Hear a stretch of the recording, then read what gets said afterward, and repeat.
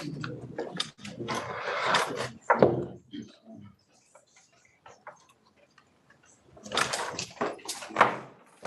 like to say good evening to everybody. We're going to go ahead and call the meeting to order. It is now 6:31.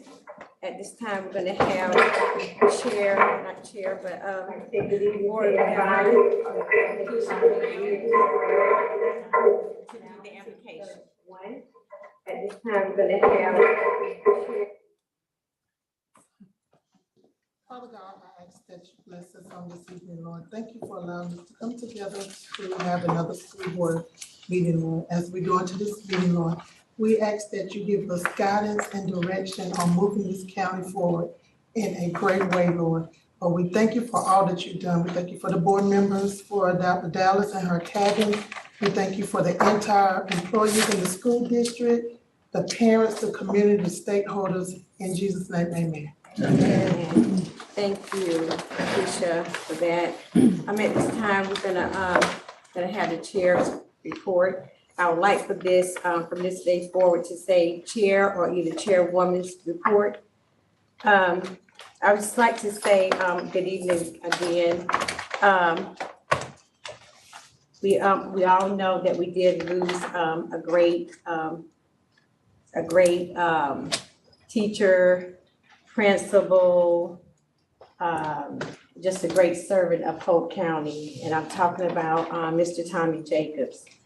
I learned that not only was he an employee of Polk County, that he was a store owner, a Christian bookstore owner, and that Mr. Jacobs, I've met him before. I did work with him at Sandy Grove. I was a sub over there for a little bit, and he was a great man. He was fair.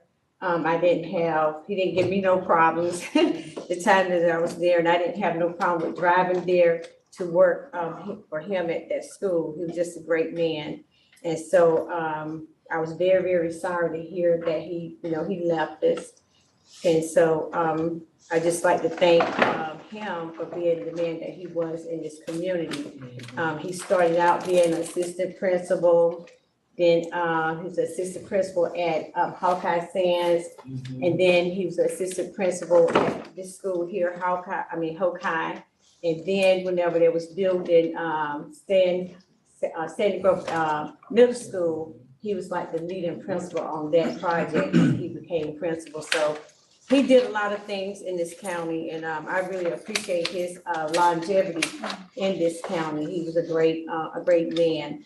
And also our county commissioner, Lonnie Baldwin, he also passed away. I know he's not part of the school system, but as a commissioner, he was did support the school board on a lot of things along with the commissioners. So also he was another great man that served in this county. So I also want to mention him as well. So these are two great men that we lost, in the little time since we last met. And I did want us to acknowledge them both, and I would like to acknowledge them both in a moment of silence. Let us bow.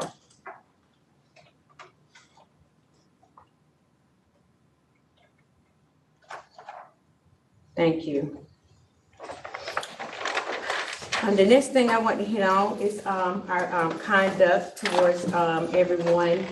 While we're in our meeting, the last time we had a meeting, it was really not a good meeting.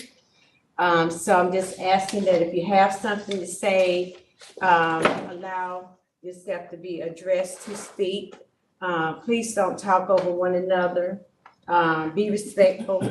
I can look around in the room that we all are adults. We do have children here, so we want to be representatives, and we want to be examples to our children. So let's not disrespect one another by speaking out of turn and disrespecting one another while someone else is talking, because that is what we teach our children. So let's not do that. It irritates someone for something to be cut off in a conversation. So let's give one another respect while someone is talking. Let's be addressed. If you want to speak, let's ask to be spoke. Can you speak? And then you'll be allowed to speak. The next thing I want to say, I did have the opportunity to go to an East Toe West Toe game. It was very, very exciting. I don't know who this little boy was that was playing for Westhope Middle, but he was awesome. He was a little kid, and I tell you, he ran that ball like he was a tall kid. And it was an amazing game. Didn't know which team to go for, but we had to stay neutral. But Vice Chair Catherine Blue, she chose the team, and I think she chose Westhope School. But it was an exciting game to see the community come out and support those children. So, you know, if you're not doing anything, let's support our kids. Again, let's support them when they're doing good. Don't talk about the bad all the time. Let's let the good outshower the bad. And like I said, it was an amazing game. Then I had the opportunity to go to the Boards of Distinction at Upchurch Elementary. That just touched my heart. It was so amazing. I wanted Dr. Dallas to invite them here, so you all can see, you know, what amazing thing that was. I wish I all could have been there to see these young little guys, little men at this event. It was so amazing. So let's again support these young people. You know, they're not always doing things bad. It's someone there that's pushing them to do well. And so if we get behind them and help push the pusher, you know, that'll make some amazing things turn out with these young people.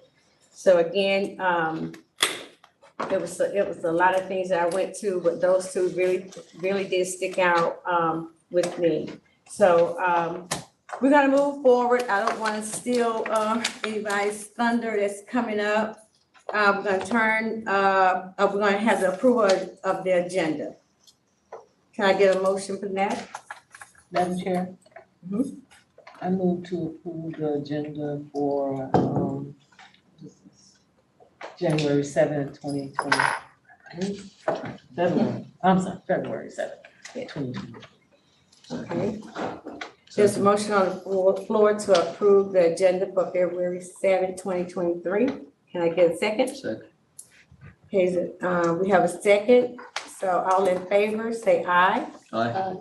Any opposed? Okay, the motion for the agenda has been approved. Now I'll be turning it over to Dr. Dallas for the spotlight on success.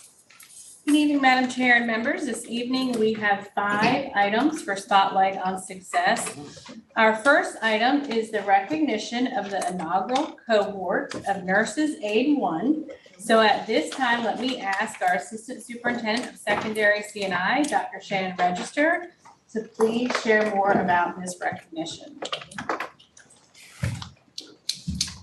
Good evening, Chairwoman Sutherland, Vice Chairwoman Blue, and all the other board members and superintendent. I am excited to talk about the first nurse aid course that we have that's provided by Sand Hills Community College on our high school campus. The max enrollment is only 10 students. Now, students must complete high school courses, that's your Health Science 1 and 2, or Health Science 1 and Biomedical, to be even considered for this course. Upon completion of this course, students will travel to Autumn Care to complete their skills. Successful completion prepares students for the state board examination for the NCNA registrar listing. Cape Fear Valley has agreed to hire upon passing the examination. Did you hear that? Yes, we did. Cape Fear Valley has agreed to hire upon passing the examination if they are 18 years of age. And this is the reason we're in this business, to give students these types of opportunities. It is only because of the partnership between Hope County Schools and Sand Hills Community College that we are able to change the lives of our students. We are able to help our students into their future careers and do whatever they want to do upon graduation. Now, Jason Levister, thank you. He is the director, come on up. He's the director of our workforce continuing ed at Sand Hills Community College. And he is a big supporter of our partnership. And he's gonna talk about the nurse aid course and other programs that they offer, and then introduce our students.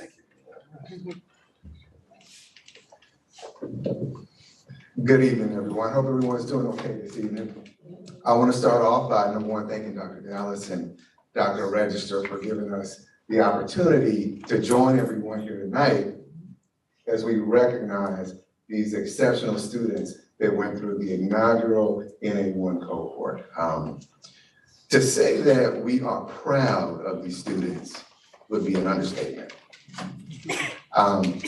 These students had dedication, determination, and persistence that helped lead them to the finish line of a course that is not easy, okay? When I reflect on where we started with this cohort, there are a mix of variables that stand out in my mind that I feel made this cohort a success. Number one, it starts with the students. A cohort can't be a success without students that are focused, persistent, and show the tenacity to succeed. They showed that. Number two, it starts with good instructors, right? Matter of fact, we have an instructor here tonight. This is Ms. Crucita Brown. How are you? Ms. Brown was with these students throughout this first cohort last semester. Jill Wiley was also an instructor. She's not here tonight. And then also, I'm in the back there, that is Miss Sandy Perry. Sandy is the program director of the Nurse Aid Level 1 course for Workforce Continuing Education at St. Hills Community College. And Sandy does a lot of background work to make the programs a success. Then there's the last piece, and Dr. Register alluded to that. It is the partnership between Hope County Schools and St. Hills Community College. The partnership that allows us to take students where they are, support them as we work as one team with one goal. And that goal is to help students, number one, learn, help them be engaged, and help them belong, okay? So those are the three variables that stick out in my mind. In addition to Nurse Aid Level 1, we have a host of other classes that we offer through our partnership through Workforce Continuing Education at Hope County High School. We have Pharmacy Technician, we have EKG Technician, and I believe, McKinley, you took that class as well, right? Okay, EKG Technician, Pharmacy Tech, Electrical Level 1, Firefighter, HVAC, ABB Robotics, the list goes on. I could go on, but we don't have all that, so stop. But I do want to say thank you to Hope County Schools for the partnership. Thank you to the students for laying a foundation of success for future cohorts. And we look forward to continuing to offer classes at Hope County High School and in Hope County in semesters and years to come. So at this time, Ms. Brown, if you would like to step up, I'm gonna have you, I'm gonna call the students' names, and then I'm gonna let you hand them their certificate, okay? So first thing we're gonna call up, Veronica Cunningham. Come on up, Veronica.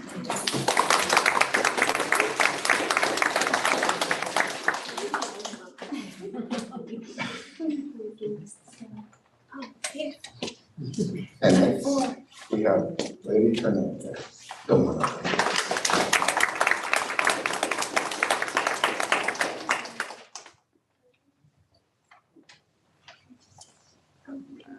And next we have McKinley Lowry.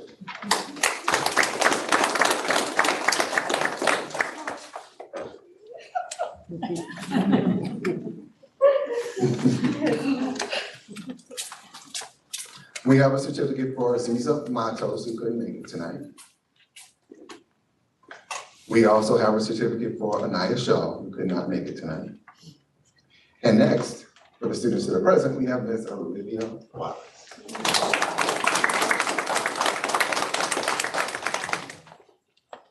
And then the last certificate in her absence is for Ms. Bailey White. Once again, you all, thank you to all our students. Give them a round of applause.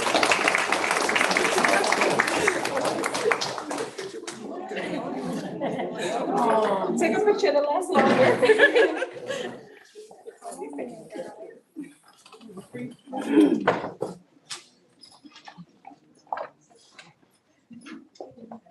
Ready?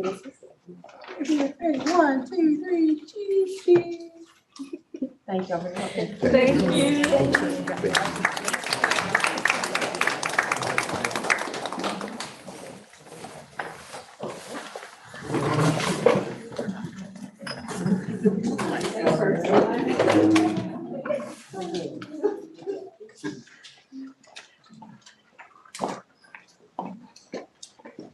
Okay. Our second item for Spotlight on Success is the recognition of the new North Carolina Junior Beta Elementary President, Mr. Braden McKeithen. At this time, I would ask our Director of AIG and Advanced Placement, Mr. Lyndon Cummings, to share more information about this very special accomplishment. Good evening, Madam Chairwoman, members of the Polk County School Board, Madam Superintendent, Madam District Attorney, colleagues, principals, teachers, and visitors. I would like to invite Braden, his mom, principal, I want you all to step forward, principal, and of course, Dr. Bishop, one of the co-sponsors of this, if you all please stand up and do that.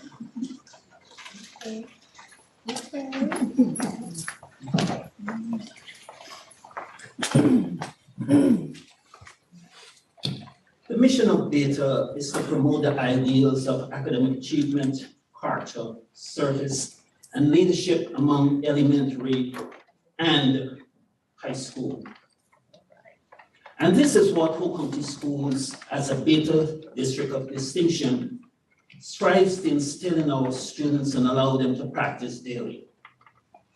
We are here to spotlight Mr. Braden McKeithen, an awesome student and one of Polk County Schools' finest young men. Oh, yes. Who was recently elected North Carolina Elementary Beta State President at the NC Beta State Convention 2023, which was held in Greensboro last week. His slogan, and I like his slogan, bet on Braden. That was his slogan. I don't know if you had a chance to watch his speech, but I had to watch it a couple times because I think he's a young Barack Obama. Watch him, he's a young man to watch. After a stirring campaign speech and hours speaking to his peers and canvassing them to vote for him and appealing to their hearts and minds, he was elected with a majority of the votes as NC Elementary Beta State President. Okay. Thanks to members of the school board, superintendent, his dear parents, his amazing and very supportive principal, his sponsors and teachers of his school. Without further ado, I would like to invite Dr. Bishop to give us a little insight as to Braden's journey to becoming president of National Beta Elementary. Good evening. Braden McKeithen, the compliment king, is a young man who always looks for the best in others and exudes the Beta pillars of character, achievement, service, and leadership. He is a 5th grade honor roll student at Upchurch Elementary and currently serves as our school's Beta Club president. Braden presides over our weekly meetings with servant leadership, always volunteering to help where needed and leading by example on a daily basis. Braden's educational goal is to study science and to achieve his career goal of becoming a chemist. Ms. Simmons and I are proud of how he took the stage with power and authority to deliver his campaign speech, showing that the state of North Carolina Elementary Beta members can bet on Braden to lead by serving others. We are grateful for all of his accomplishments thus far and look forward to him leading North Carolina Elementary Beta members this next year. And we anticipate the same energy and charisma as he competes for the National Elementary Beta President this coming June in Louisville, Kentucky.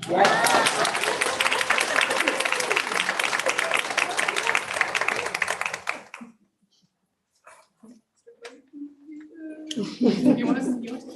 No? He's always ready to take the mic. Go ahead.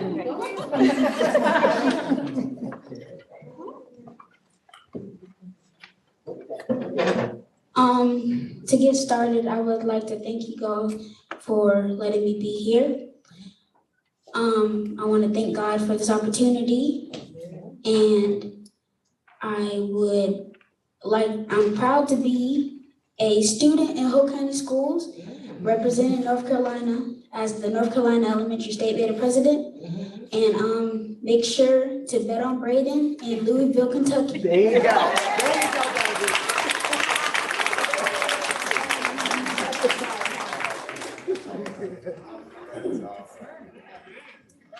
So we have this award for him. It says, making the grade, Hope County Schools presented to Brandon McKeithen, North Carolina Elementary Beta President 2023 to 2024, presented by the Hope County School Board of Education, February the 7th, 2023.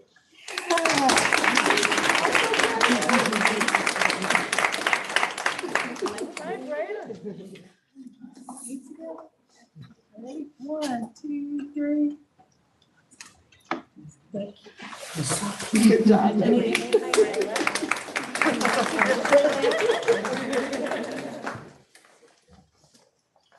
Okay, our third item for Spotlight on Success is the recognition of one of our WRAL Teachers of the Week. So if you watched WRAL, you know we've had 2 in the last couple of months, and we are super excited to recognize Miss Denise Cummings, who was featured last week. So at this time, I would like to ask Mr. Sean O'Connor, our Assistant Superintendent of HR, to share more information about this recognition.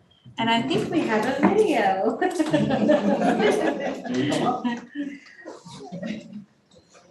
Good evening, Madam Chairwoman, members of the board, cabinet, and guests. Tonight, I have the distinct honor to recognize and celebrate Hope County High School's Career and Technical Education Animal Science teacher, Mrs. Denise Cummings. Mrs. Cummings was recently featured on WRAL as their Teacher of the Week. It is only fitting that she be celebrated this month, since February is National Career and Technical Education Month. It's important to note that not only do we in WRAL think Mrs. Cummings is an amazing teacher, but the North Carolina Center for the Advancement of Teaching does as well. This past fall, she was named one of the state's finalists for the North Carolina CTE Teacher of the Year. All right. So thank you, Mrs. Cummings, for having an incredible impact on the students of Hope County. Now let's enjoy her WRAL spotlight. Our Teacher of the Week is Hope County's Career and Technical Education Teacher of the Year. WRAL's Brian Schrader introduces us to an educator who's enjoying a second career. Denise Cummings worked in the agriculture industry for more than 20 years. She noticed young people joining the business without the skills they needed to succeed. So I figured this would be a good way for me to make an impact. Cummings just started her 6th year teaching animal science at Hope County High School. She wants students to learn how many different career options agriculture offers. But Cummings also makes sure they get life lessons they'll use every day. I think our students going out will be a whole lot more successful if they embrace diversity and if they embrace empathy. Cummings says she's glad she became an educator. I am fulfilled. I like teaching. I love teaching. So I think I have made that, I know I have made that the correct decision. Denise Cummings is WRAL's Teacher of the Week. I'm Brian Schrader, WRAL News. I understand why she's a favorite teacher.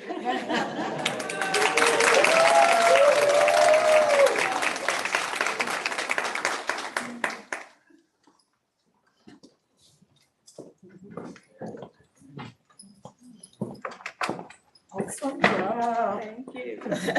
Hope County School Certificate of Recognition. The certificate is proudly presented to Denise Cummings for being highlighted as one of WRAL's Teachers of the Week. We are proud of your hard work, dedication, and achievement. Dr. Deborah Dowd, Superintendent, Hope County Schools. 1, 2, 3. All right.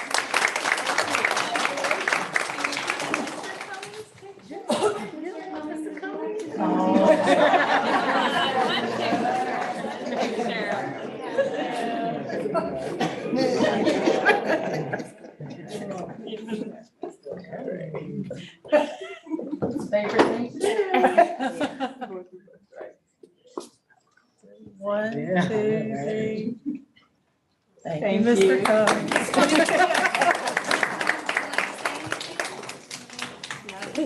All right, I understand. You are good. Congratulations. Our fourth item for Spotlight on Success is the recognition of a very special and new program at Upchurch Elementary School called the Boys of Distinction. So at this time, let me ask Dr. Ramsour, our Assistant Superintendent of Elementary C&I, to share more about this program. Good evening. Good evening. I would like to share with you, I'm so excited to share this, an amazing visit that I had at Upchurch Elementary School on January 26th. I was invited to attend the Boys of Distinction induction ceremony. Okay. The inductees either met specific criteria or they were nominated and they were recognized as a Boy of Distinction. During that ceremony, they received almost like a pinning, but it was a tie. It was a embroidered tie of their logo. And if you don't know, a few years ago, Upchurch started the Girls with Pearls program. And so the Boys of Distinction program sort of rose out of that because Ms. Graham challenged the school counselor to develop a similar type program for the boys. So Ms. Marshall had this brainchild of, let's come up with the Boys of Distinction. And she aspires to see this program spread beyond Upchurch. And it's amazing because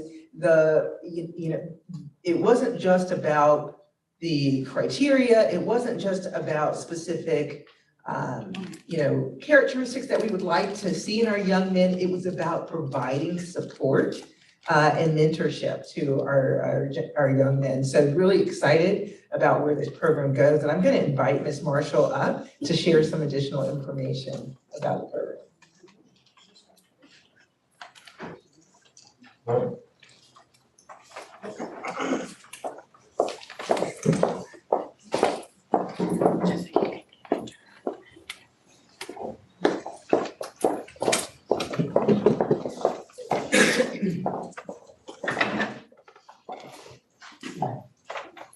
Good evening, Madam Chair, everyone in the room. Can I invite my principal to come up, and Dr. Owens, Mr. Castilian, and Mr. Graham, who are mentors for the boys. These are a few of BOD. We have the president here, the vice president, and our historian. Boys of Distinction mission is to cultivate tomorrow's leaders today through men. Mentorship, enrichment, and network. We will build these young men through community support, mentors, and sponsors they will be matched with mentees to educate, to engage them, and empower them through social economic activities while connecting with allies and partners to gain resources and strategies to help them succeed, not just them, but all young men, so they can be leaders, effective and productive in society as they continue to grow. I would like to thank all of the leaders in here that support this program, my principal, our mentors here. Everyone is just a host of support from all over Hope County. They're still calling And they're asking, okay, how can I pour into this program? This program is so needed, so I'm so very grateful. I spoke to, Dr. Owens and she said, okay, we're gonna start at our next student support, services meeting with getting it on the road in all the schools. I'm so proud of our superintendent, just everyone that is excited about this program. I know that, a seed came from above for these young men, and it's gonna continue to take off. So thank you so very much, everyone, that's gonna pour into our young men, because they need it. They need it, and it's gonna grow. So thank you so much. Our president has something to say. Hello, I hope you all are well. I am Mr. Sohan Scooter, president of Voice of Distinction, and we all are looking forward to bettering our school, our community, and country. Thank you for this opportunity.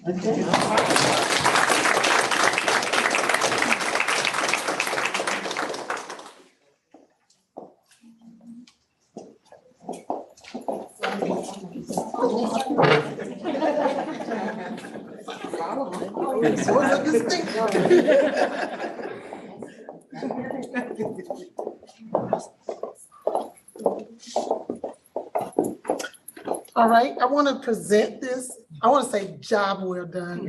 I wish this program went on when I was in school. You young men, y'all strive to be better, and you're going to be successful if you stay on the right track. And thanks for the support of the parents. That's right. As well as the school district. Yes. Hope County Schools Certificate of Recognition. The certificate is proudly presented to Boys of Distinction at Upchurch Elementary School.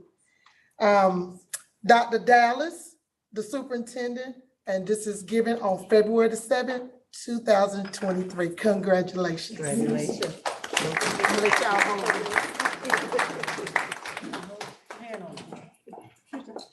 Can you lower it just a little bit? All right, right here, ready? 1, 2, 3. Thank y'all. Awesome, thank you.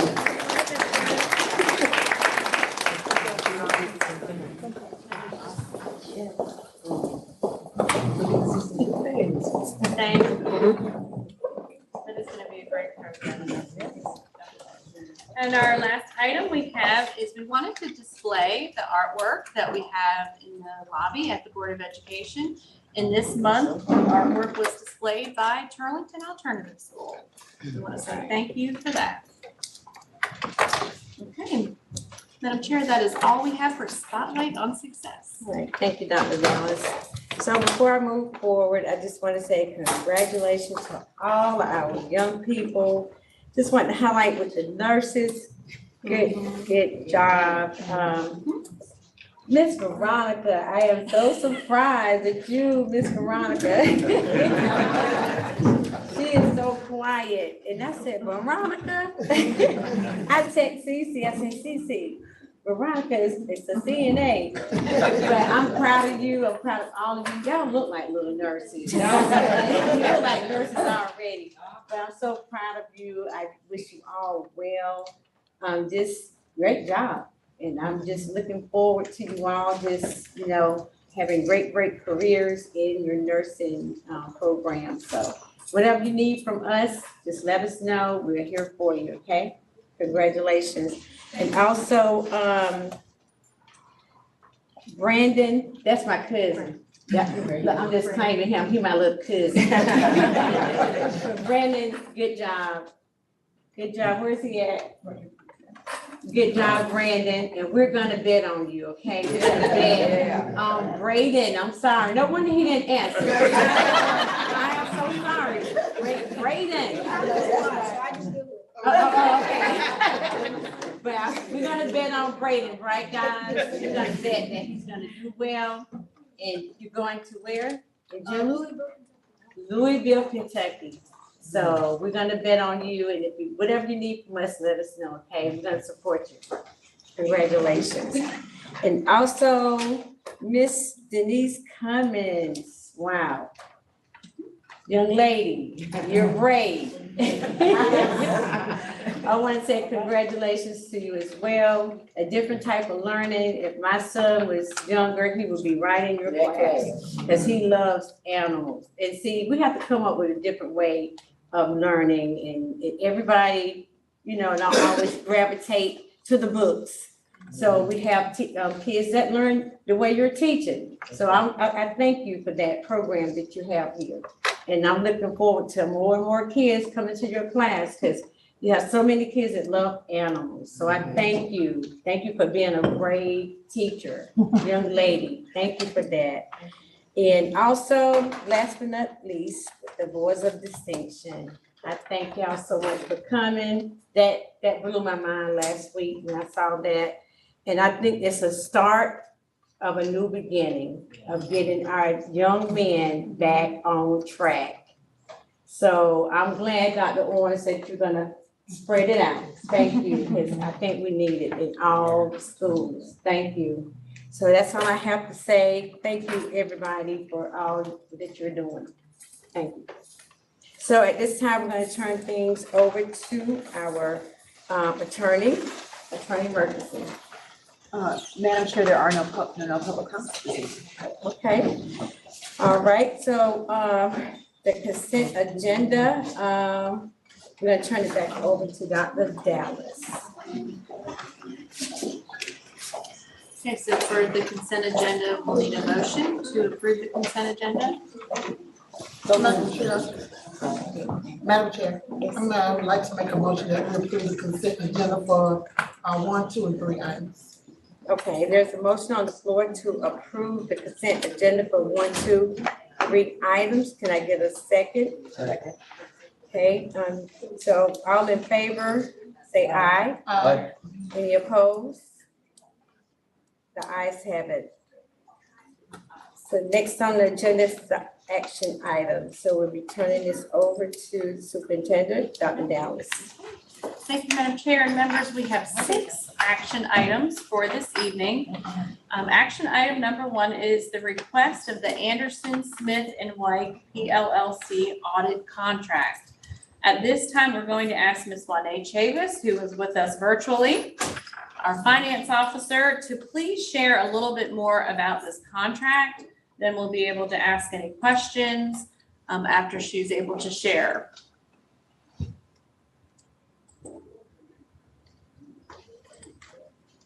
Good evening, Madam Chair, board members. Can everyone hear me okay? Yes. Okay. We're presenting tonight for approval, Anderson, Smith & White, our audit contract.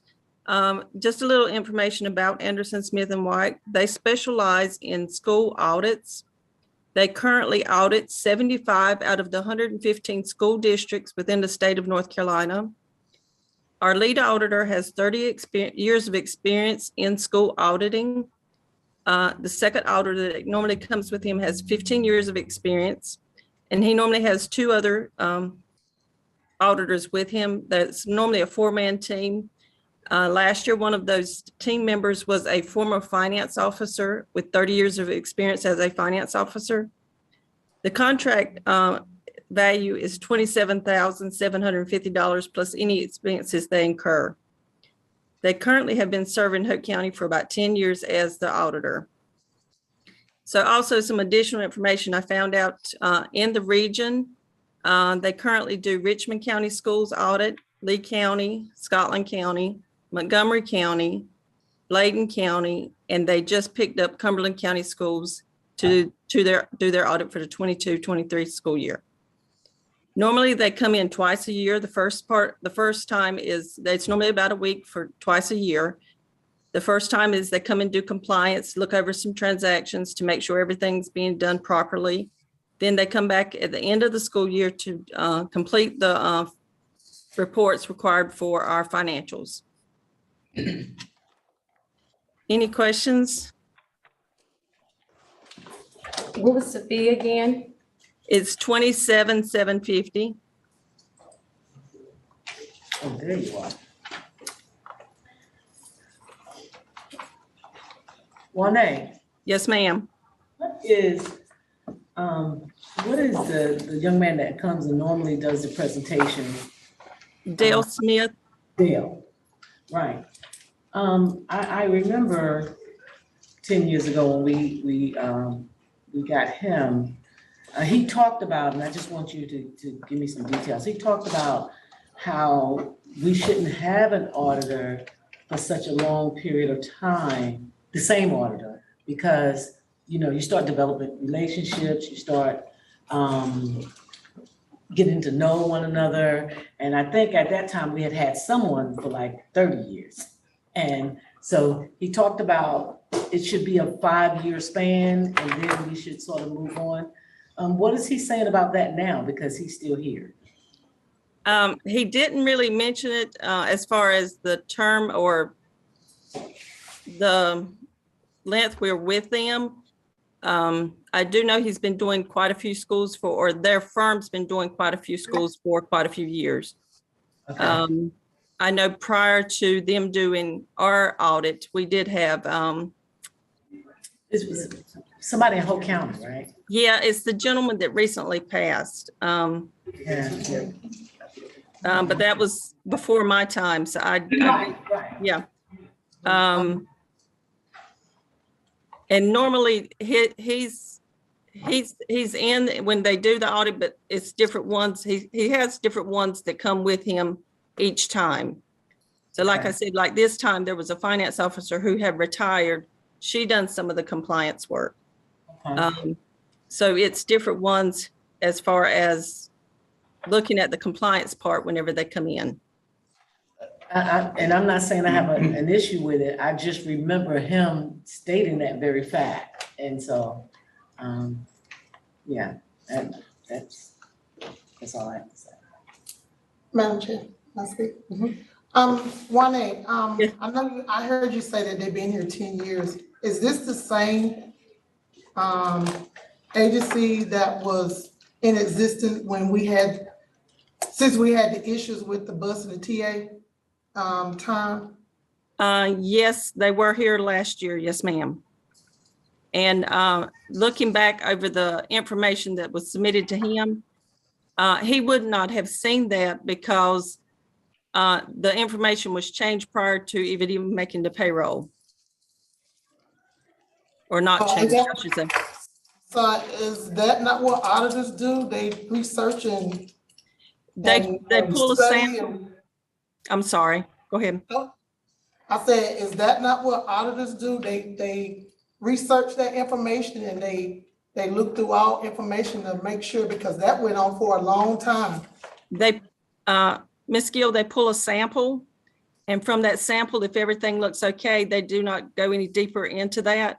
Now, if something had been wrong with that sample, then they would have poured more of a sample. So for example, if they would have pulled a particular TA/bus driver and it would have looked like it had issues, then they would have pulled more, and then we would have had some type of finding from that. So in the original sample he pulled, there wasn't anything that would have stood out at that point. So which sample did he get that didn't have that information on it? He normally pulls about 60 checks from a sample of certified and non-certified employees. So can I ask Ms. Gill, what are you talking about? Because I don't know what you're talking about. I am talking about the issue that we have with the overlapping of time with the TAs and the bus drivers. That went on for a minute, and I'm just trying to figure out if he's the auditor, regardless of what samples you gave him, that there should have been one sample in there that he was able to review. Because I'm just kind of curious why the samples that he gave, that was given to him, none of that information was identified during the audit. He didn't catch any of that during the audit. So that's why I was asking, what type samples was he given? Because as long as that went on, there should have been at least one sample that identified that issue on there. How long did it go on? I'm not sure. I don't know. And all the information we've heard, it's about 2 years that it went on. I'm not 100% sure either. That's as far back as we could go with the information we had. But he still was the auditor during the 2 years, right? He was, and normally with the sample he pulls, I'm sorry. With the sample he pulls, I think like 30 teacher positions and 30 classified, and that could be anything from a TA to a bus driver to a custodian, a principal, a AP, child nutrition, any type of supplement we paid, any type of bonus we paid, that would be within that sample. All right, so there was no samples given that showed a TA driving the bus, so there was no sample. If he pulled a TA that happened to be driving a bus, then he got that information. But like I said, whenever the information come on over from the bus garage, assuming it was correct, then that's the information here. It wouldn't have showed that it was overlapping in the information, or not let me say overlapping. What we thought was correct was what was presented to them.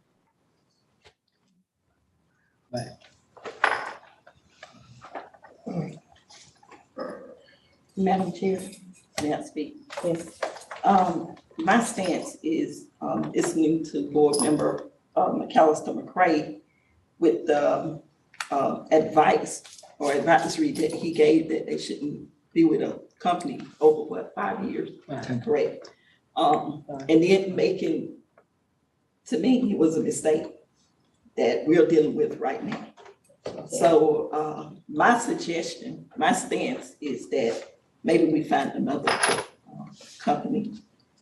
It's all possible because that mistake have us in a place where we are right now, and it's not a good place. I feel like if they would have looked, you're an auditor and you're getting paid $27,000. You could really, and it's only twice a year that they come. I mean, my suggestion is to find another contractor. It's my stance. Thank you, Madam Chair. Okay. So is that a motion? Yes, I make a motion, Madam Chair, that we look into getting another audit. May I suggest some language for that? A motion to direct the administration to put out an RFP for services, for auditing services. Is that RAP? RFP. Request for proposals for auditing services. Request for proposal. No, you can just say so moved. So moved. Wait a minute, request for proposal.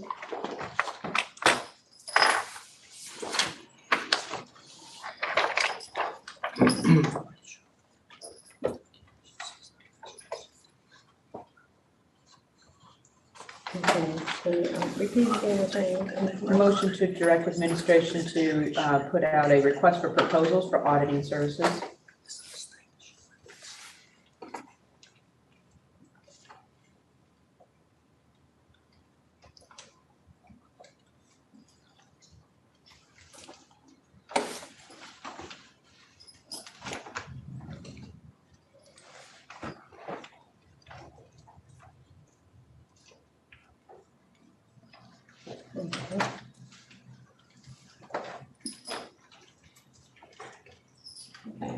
So there is a motion on the board to direct administration to request a proposal for auditing services. Can I get a second? A second. Any, all in favor say aye. Aye. Any opposed? Nay. Ayes have it. Okay, thank you, Will. Do we have questions? Any discussion? We can have a discussion. Yeah, I would, well, you know, I've already voted, but I was thinking maybe to bring him in to answer questions that we had, you know, like, because since Juanita didn't know and she recommended it, but she didn't know why, then I was thinking maybe we can bring Dale in, because he did say it. You know, he did say it. And so to just expound on what he was, since Juanita didn't have the language or the information, expound on what he was meaning at the time. But that's neither here or there. I didn't, that was my point, because he said it, and we were here, and, whoever we get, they're gonna charge. They're gonna charge that. So that wasn't my beef. I was just wondering about the relationship and things like that you normally establish. And when you do that, then you don't necessarily sometimes, and these are his words, look in depth at things. You sort of, you do what you do when you come down here, but it's just formalities, sort of type thing. And so I just wanted to get some feedback from him, but it's in a piece. Okay, and I think that's what Keisha was saying, that 10 years he got comfortable. He should have called it. He didn't. So, anyone else would like to say anything? Madam Chair, Go ahead. one of the issues that I could potentially see would be the fact that we're supposed to be dealing with experts. We might not have that many experts out there that can do what they're doing. So regardless of the amount, we need to get somebody that's qualified. I read this entire contract. Besides being very boring, it reads in there that they're not liable for something that goes wrong. So it's just an audit, but ultimately it falls back on the administration and the board. So this is why we need to make sure that correct policies are implemented, and policies that are implemented are followed. That's what I got, Madam Chair. Okay.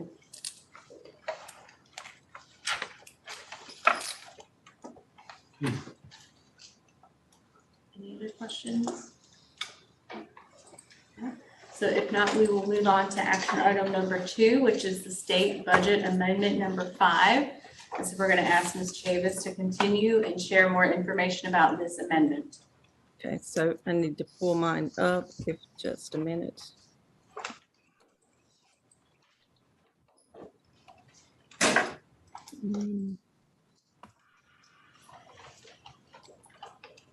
Okay, so in statement budget amendment number 5, our beginning budget was $71,786,876. We had an increase of $291,961.46. In the budget amendment, there was an adjustment to PRC 009, and I'm assuming, can everyone see the budget amendment? Okay, it's kind of hard from.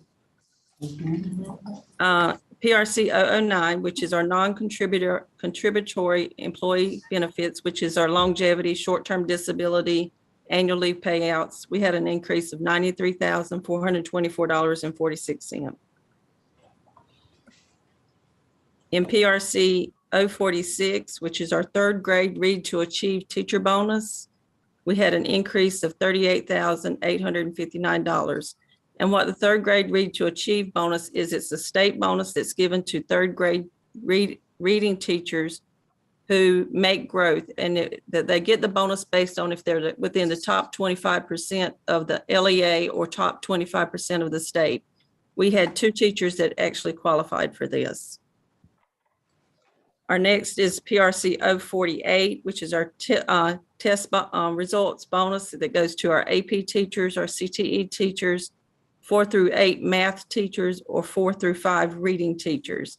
The increase was $93,414. And we had about 8 teachers that qualified for this in the 4 through 8 math and the 4 through 8 reading. And finally, the PRC 63, we got $66,264, which was for our CDC developmental day funds that we received for students. And that's our budget amendment number 5. Any questions? Renee, I have a question.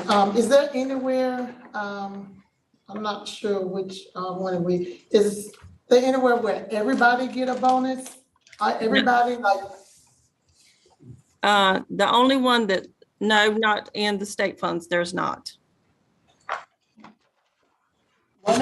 Not for everyone. I'm sorry. The two teachers, where are they from? One was at Upchurch and one was at Hawkeye. Okay, that's great. That's good.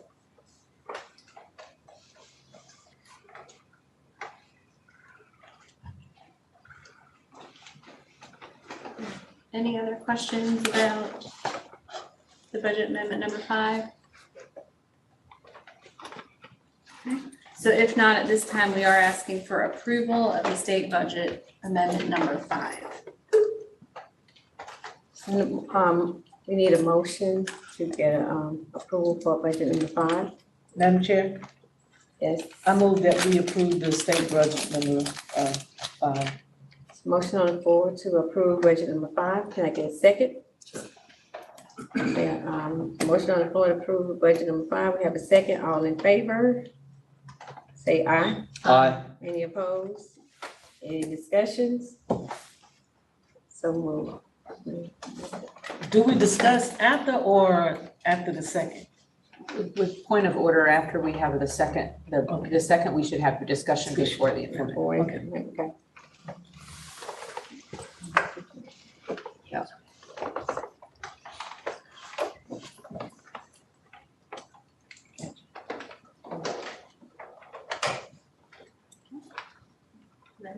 Okay, so action item number 3 is the 2022-2023 summer program plan. So at this time, let me ask Ms. Melissa Bryant Ward, who is our Director of Testing and Accountability, to please share more information about this plan. Good evening, Madam Chair, members of the board, Superintendent Dallas, and other members of the school community. What I have for your review and approval is the summer program plan. This program is available for our students in grades 3 through 12 who passed the course but were not proficient on the end of grade or end of course assessment. So during the program, our students will receive remediation and be given opportunities to be successful on the required state assessments, which are the end of grade and end of course assessment.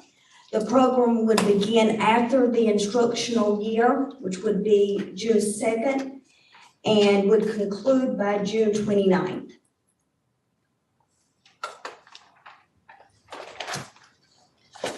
Are there any questions about the summer program plan?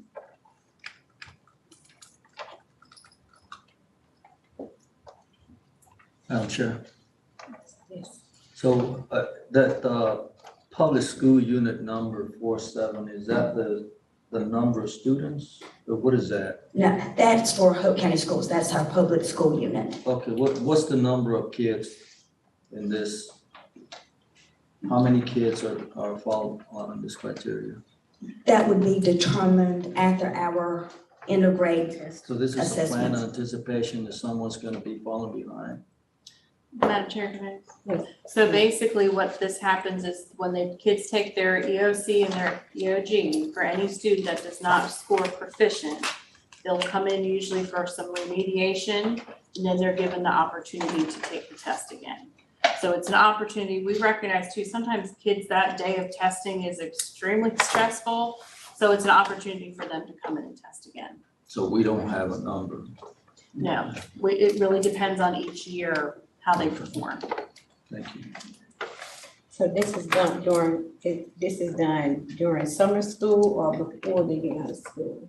So it has to be done after the instructional year ends, so that last day of school, we can start intervening after or testing right after. Most schools actually start intervening after the test when the school year is still on, but in order to take the test, it has to be after the instructional year. Oh, okay.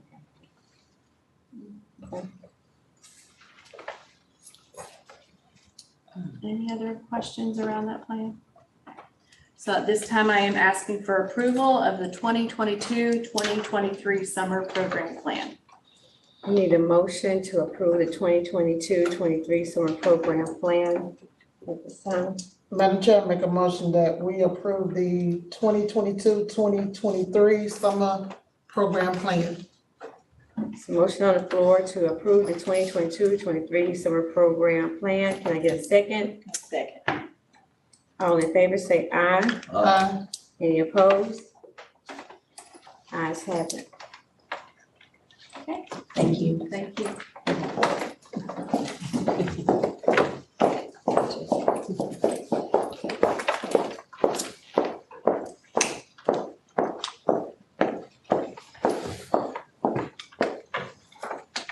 Good evening, Madam Chair and members. So from our work session that we had last month, we began looking at our policies, and there were two policies that we wanted to bring back with some revisions to have a possible approval of. So I did want to share those policies. I'll start with the first one, then Dr. Owens will join in as well. So the first policy that we wanted to bring back to the table was policy 2123, which is board members' opportunities for development. So if you scroll down to the bottom, the major change that they added was they removed the National School Boards Association, that reference, and the insert of the consortium of the State Boards Association, which people are calling COSBA. Okay, so during the work session, there was some conversation about, do we want to leave that wording in there? We know we were taking out the National School Board, but there were some questions around COSBA as far as what do we gain out of that as being a part of that. So the North Carolina School Boards Association is a member of that. As a school district, we do not pay dues directly to COSBA, but North Carolina School Board, they are a part of that, so we do get the benefit of their services. And some of those services would include tracking national data, research, collaboration, networking. So that's kind of the big picture of COSBA. So just any thoughts about this policy as far as where we want to move? Madam Chair, may I comment? Also, just to reiterate, the North Carolina used to be a part of the National School Boards Association, and they paid dues as a state that was a member. In fact, the National School Boards Association, by its name, as you can see, is an association of the state agencies. Because North Carolina was in there, there was a number of things that local boards could then benefit from, and one of them was receiving training. So many boards would go to the national conferences and so on and so forth that's sponsored by the National School Boards Association. North Carolina left the National School Boards Association and instead joined a new consortium. And because they're now a member of this consortium, instead of us you all being able to access the services provided by COSA, you now have the ability to access the services under the consortium. So this policy isn't saying that you need to use them or access them. It's just another avenue where if you choose to participate in going to a conference, those would qualify for your continuing ed points. So. I have a question. So are they requiring the 12 credits or the 12 units or the number of 12 hours that we normally do? Are they requiring the same thing? Yes. And why did North Carolina pull out, Caroline, from NSBA? So there was a number of districts that pulled out because of some positions that they took in regard to some of the policy decisions and some of the things that they were doing on Capitol Hill. I honestly can't remember what those are right now, why they pulled out. In terms of your ethics requirements, that's not driven by any of these national consortiums. It's driven by state statute. State statute says that you're required to have 12 units of education every 2 years, 2 of which need to be ethics. So that's where it's driven by state statute. Yeah. Will we get an opportunity? I remember, I think might be state statute, might be North Carolina School Board Association, where you become the Board of Distinction or Board of the Year. Can we still do that? Right, and I think that still falls under the North Carolina School Board Association. That's usually where they recognize the credits, yeah. So if there are any other questions, just what is the will of the group for this policy?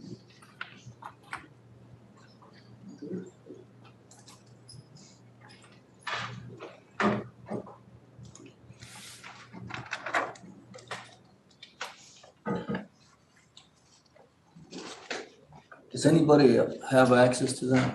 Because I can't get access to it. If you click, Manny, I tried. if you go on to board policies, I tried. you then can, if you go to the,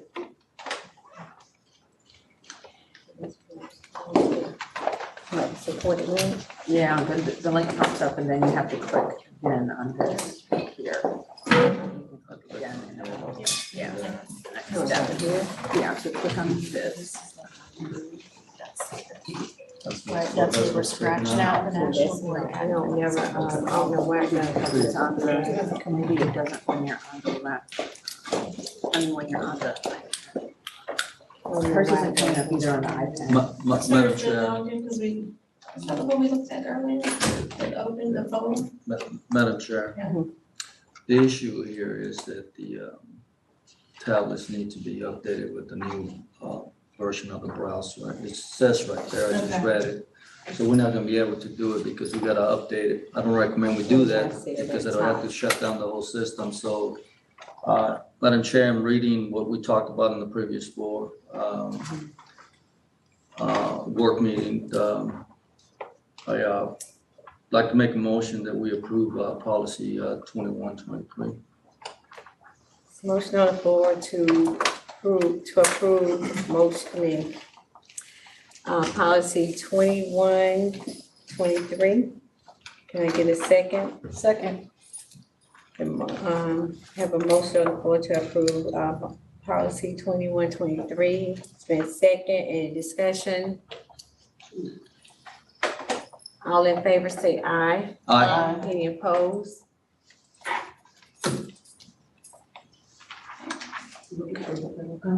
Okay, so the next policy that we have moved over to an action item is policy 4300, which is the student behavior policies, and Dr. Owens is going to share those. Madam Chairwoman, Madam Superintendent, and members of the board, good evening.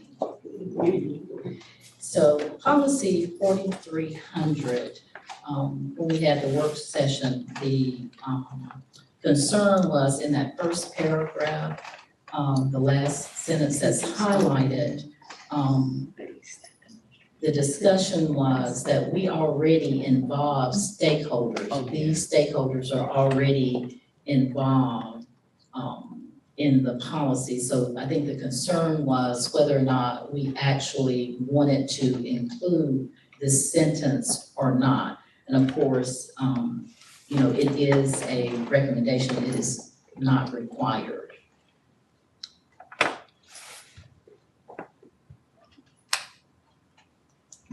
What would your professional view be? Your suggestion? Well, we are already involving these stakeholders when we included in our policies and our behavior policies. So I don't think it's necessary, you know, when we create or revise or revisit the student code of conduct, we bring these individuals to the table. So, and I think that was the board's concern, whether or not if we are already doing that, do we need to actually have this verbiage in the policy?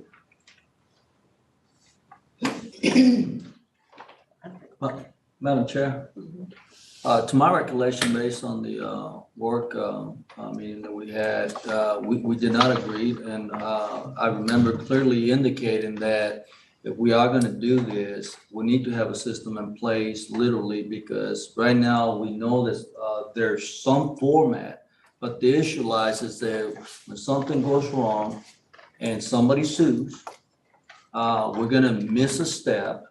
And so if we've already been doing it, then I would say we keep on doing what we're doing it. But unless we have a system in place, a step-by-step system to where there's nothing falls through the crack, I would be against this sentence because as of today, as of right now, we say that we're doing it, but we don't have a system in place where somebody can show me that there's, you know, step one, this, step two, and so on. So if it's not required, it's just recommended, I would say that, either we table it or we don't put the sentence on there because I don't feel comfortable at this point with this because we just don't have it in black and white as to what we're gonna do, because I just see this as a lawsuit waiting to happen when somebody misses a step. So, Madam Chair. Madam Chair, if we're already doing it, Yes. if we're already doing it, and how many times have we been sued? I can't address that. So if we're already doing this, then let's put the system in place. The system is nothing but actually putting it in motion and right, like Councilman said, in black and white, right? So can we just get a form and, you know, every time the students for behavior, I'm like, hey, we got this person, we got the cops, we got this, we got parents. How is that doable? Yes, it is.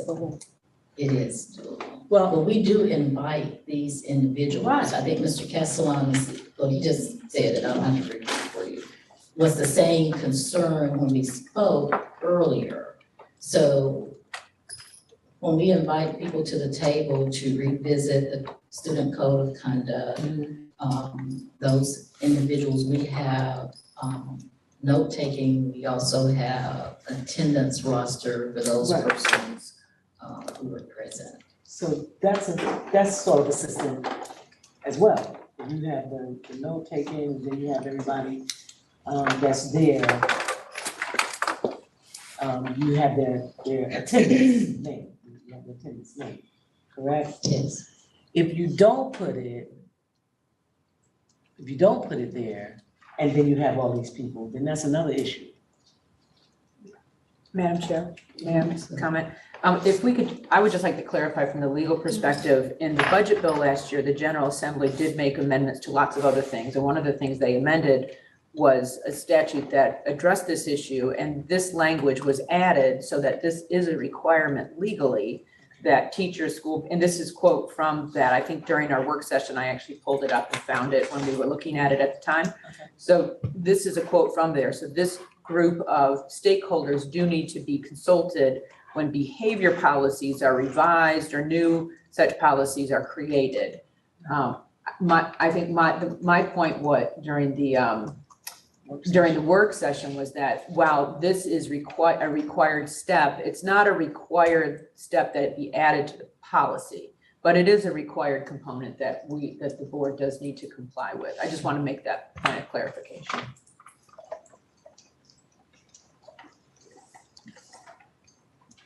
It's required. Madam Chair, just to seek clarification from our lawyer, so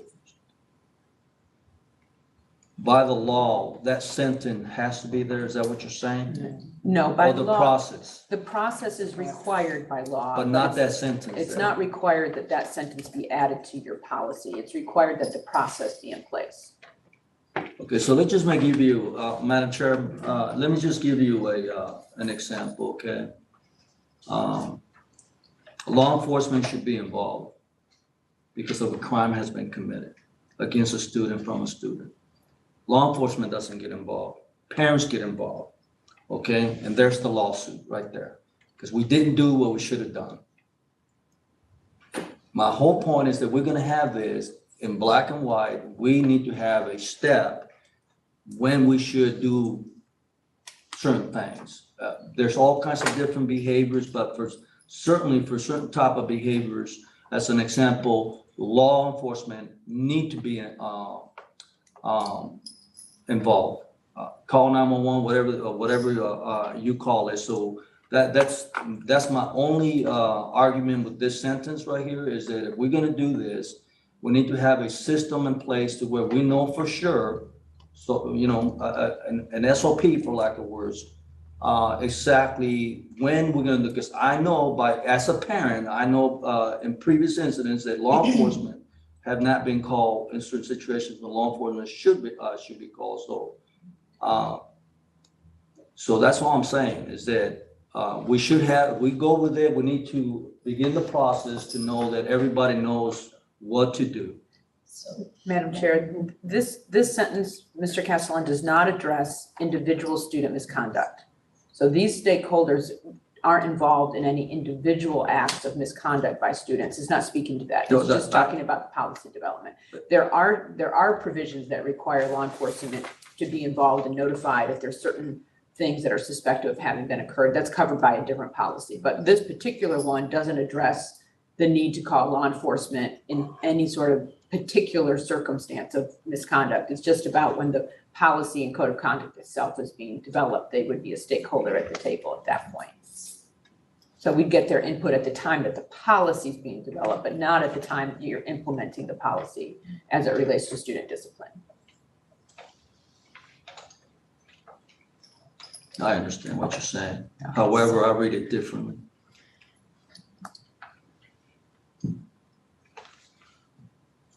Madam Chair. You can call for a motion, or are we gonna? I mean, when you finish, because I thought she was gonna say something. Well, Madam Chair, I was just going to, just for an example, as Attorney Murchison said, when we have the code of conduct, so some of the, I'm not sure if the new board members are familiar with that document, but however, that document contains our discipline policies. So it would, when we'll meet in the spring to review the code of conduct. So when we get ready to do that, we would invite these stakeholders to the table. So this is, that's the, I don't want to say that's the direction, but that's just what this is referencing to as a result of a policy. So when you speak about like procedures being in place, that is a process that we have in place that we would have to review all of our discipline policies. So that's when we would invite a member of the board, we would invite law enforcement to the table, our school administration to the table at that time. If that helps any. Madam Chair, my point, she just proved my point. Where are they at so we can do this? That's just my point. But Mr. Castellan, we do have that in place. We have that in place already. So we can develop that, I guess, more, but we do have that in place. That's what we will be doing. Okay. If that should, I think that would help us. Did we get that code of conduct in our documents? I can share it with you. We have it on the website, so we can share that with you. Okay. All right.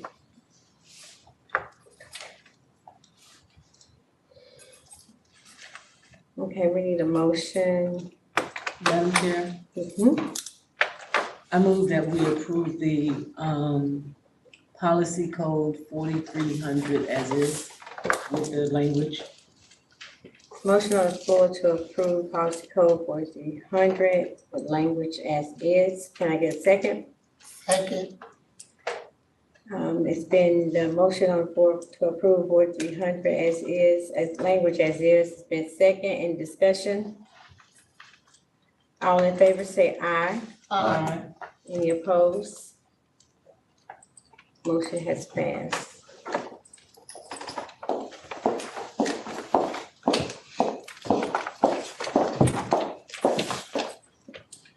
So action item number 5 is the Global Teaching Partners Contract. We did look at this briefly last month. We added the pricing list, but I wanted to ask Mr. Sean O'Connor, our Assistant Superintendent of Human Resources, to please review this information. Good evening once again. We are revisiting this from our January 10th board meeting. At the time, I think there was some questions about the pricing structure that goes along with the contract. I'll go through this again so that we can generally cover what types of visas we are using for our international faculty. Again, I won't be able to answer any specific questions about specific immigration status of any of our employees, but we can certainly discuss what's going on here. So again, we have 3 international organizations we work with that provide J1 cultural exchange visas for employees in Hope County schools. The first being Participate, which was formerly the VIF program. Participate is where we recruit and get a lot of our Spanish immersion program teachers from Don Steed Elementary School, East Hope Middle School, and beyond. So that's where we have 8 teachers from Participate currently. The largest one is EPI, which is Educational Partners International. Educational Partners International currently provides 22 visas for Hope County schools. And the contract that we are looking at tonight is for Global Teaching Partners, who would be our 3rd partner.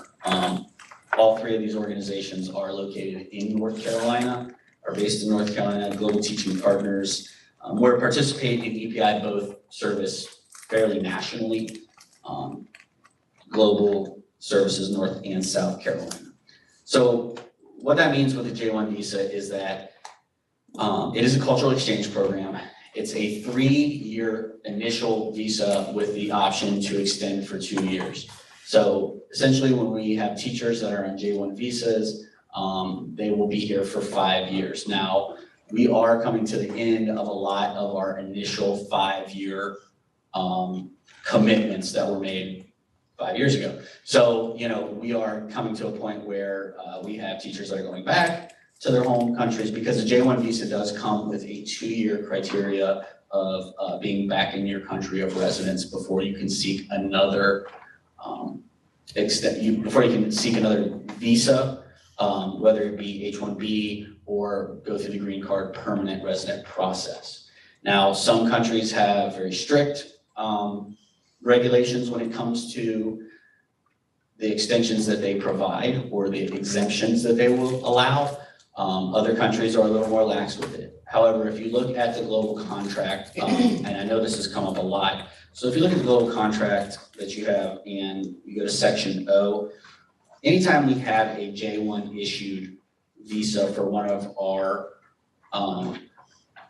staff members, the expectation for cultural exchange is that these teachers are not granted an extension past that 5 years by us. And that is because in our agreements with these organizations, we are saying we are following with fidelity the intentions of the J1 Cultural Exchange Program. Now keep in mind, this is not a program that Hope County Schools oversees. This is a program where we receive teachers from a third-party sponsor of their J1 visa. Their ultimate decisions are made by the U.S. Department of State, USCIS, which is Customs Immigration, and the Department of Homeland Security, along with whatever their parallel agencies in the home countries are. So just because we wouldn't necessarily put in for an extension doesn't mean their home country would necessarily grant that extension. So it's a multi-country process, and it can become a little bit complex in that regard. So what do we get from these organizations? We mentioned it before, but they do a lot of vetting of these teachers prior to us even seeing or getting a name. So they do audits of their educational programs to make sure that they meet the criteria that we want our teachers in North Carolina to have. We also get teachers that are experienced. These are not first-year teachers who have never served in a classroom. They have instructional and behavioral interviews, observations. All the candidates through Global are personally overseen by the CEO of the company who travels to which countries they are in. And I think I mentioned last time that where they are in Honduras, they actually have a model wing of the university that is set up to teach North Carolina standards. So the teachers that we would get through this program are teachers that are coming here knowing the North Carolina standards that they would be teaching in whatever the respective field would be. And they handle the licensure requirements. They do international background checks before anyone's even vetted to be offered on a roster for us to hire. And so there's a lot of benefits to working with a third party. The most important being that we are not an issuer of visas ourselves as an organization, so they are the issuers of the visas. Currently, We have 30 international faculty working in our schools at 9 of our schools, representing 8 countries. And what we get from them as the teachers are here is they have their visa and legal assistance from these third-party organizations.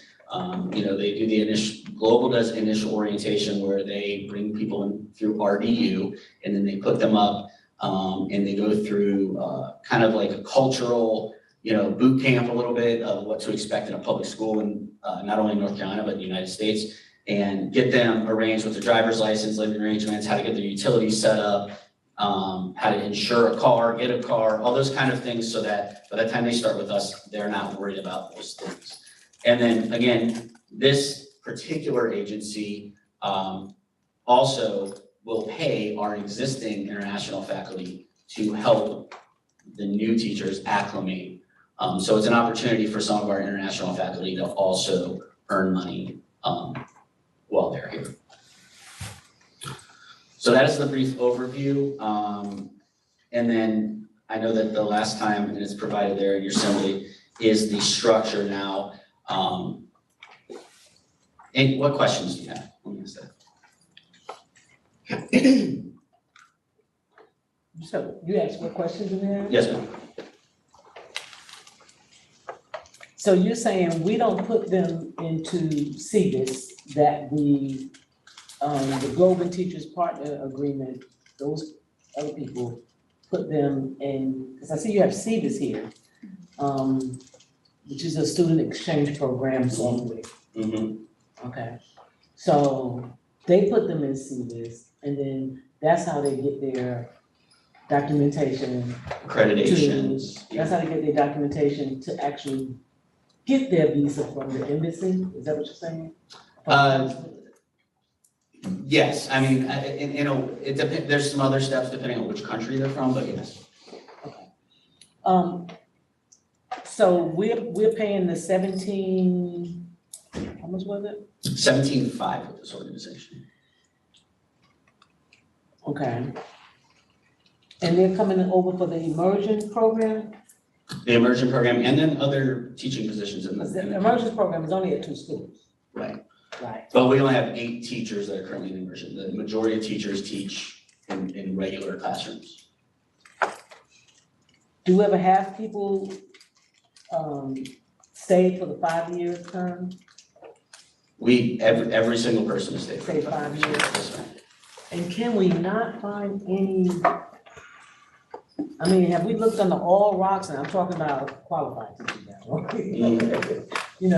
but looked under everywhere to find teachers from America? Well, I mean, absolutely, that's our first option. It don't have to be North Carolina, it could be Pennsylvania. And we're going, we're going to Winston-Salem State next Thursday. We're going to UNCP, UNCW. I'm trying to think where else we're going. We're going to Central. We're going up to Ohio. We're going to Pennsylvania, all within the next month and a half. So we're searching. The landscape for traditionally trained teachers right now is a scarce landscape. And last Friday we were looking at State Human Capital Report. And they're actually showing the State Human Capital Report that traditionally trained teachers have less of a chance of finishing their first year of teaching than alternative route teachers right now. So traditionally trained teachers have about a 55% retention rate after 1 year of teaching. So about 55% of them are coming back, and that's the whole state of North Carolina. Whereas non-traditional teachers, that rate's closer to 60%. Did they give reasons, rationales? Well, they didn't give us a whole lot. They gave us a bullet point. The bullet point wasn't what I expected, basically. Yeah. Just for a comment. Yes, ma'am. Question. I'm looking at like the cost, 17,000, that's per person. Yes, ma'am. Okay. So that's still not gonna justify like solving the issue. My thing is, have we looked at some type of pay analysis, across here in this county to compare it with surrounding counties, not only surrounding counties, but districts of our size, to see what we can do? Because I know, I'm just saying for myself, I know a lot of people. I have talked to a lot of teachers that live in the surrounding counties. And the first thing they say is, I can't take a pay cut to come to Hope County. If Hope County look at their study and increase their money, then, I may well come to Hope County. I've talked to several teachers that say that all the time, and they're certified. And they, some of them are from Hope County. And my thing is paying somebody to come here, we can use that money to put back into our district and maybe give incentives or look at some kind of pay analysis. When the last time we had one here in this county? Pay analysis? Like, look at the study of the salary. Oh, I'm not usually involved in that. That's typically goes off the state salary scale that the state puts out for teachers, and typically that goes through finance. Right, you HR? I am HR. Okay. The other part of that is we're not spending 17.5. So the cost is 17.5, but we don't pay for retirement for these individuals. We don't pay certain benefits for these individuals. So, and Ms. Chavis could explain it better, but in the past, the way that has worked out is that a teacher may cost us, international teacher may cost, because we're just paying the base pay, $52,000, right?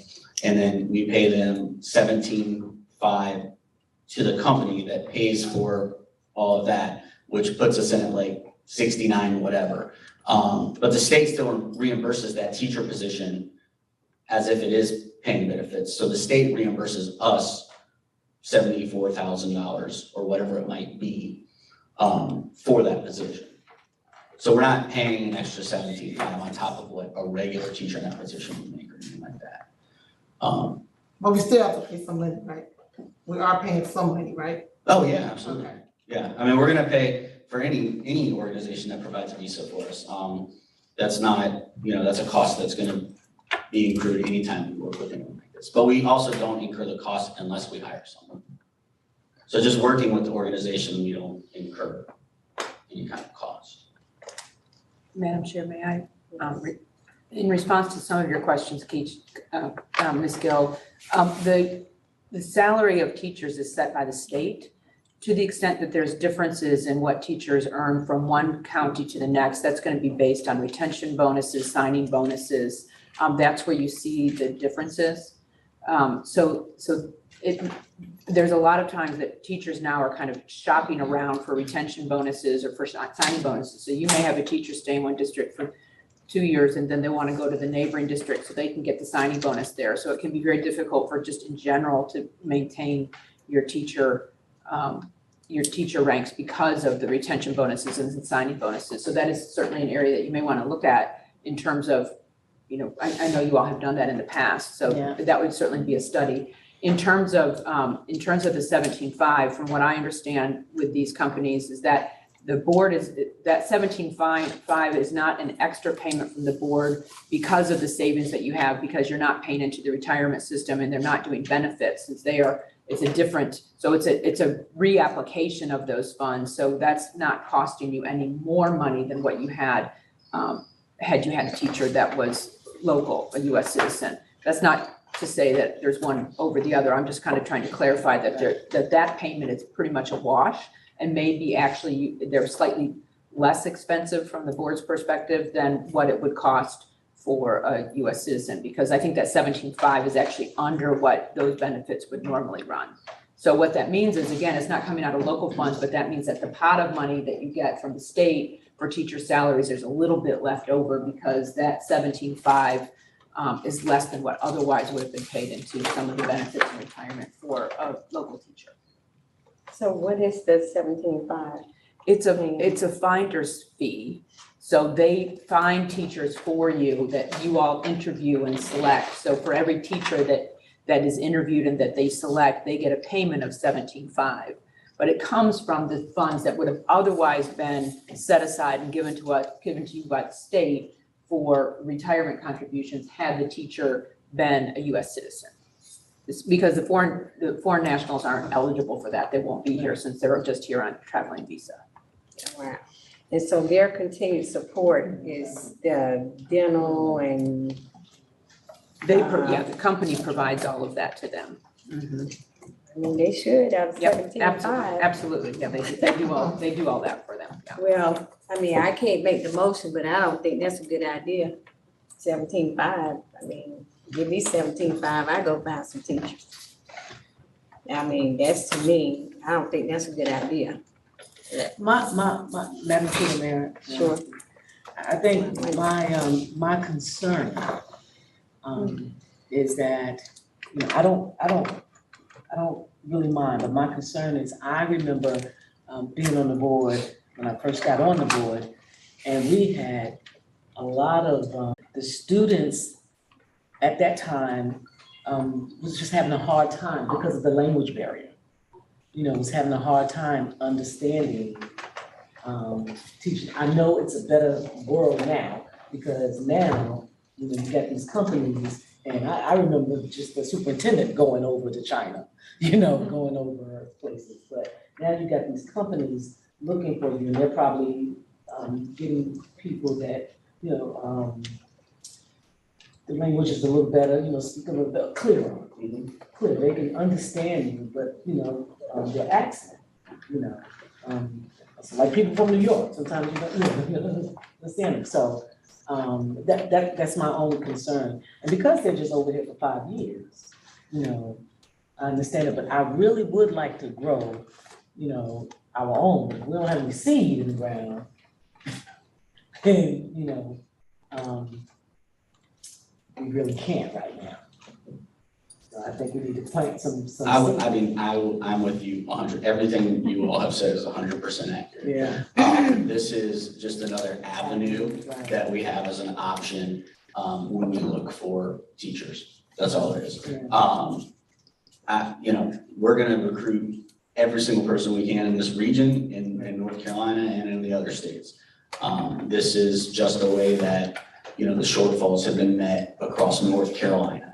It is a pie, so there are a limited number of J1 visas that are issued.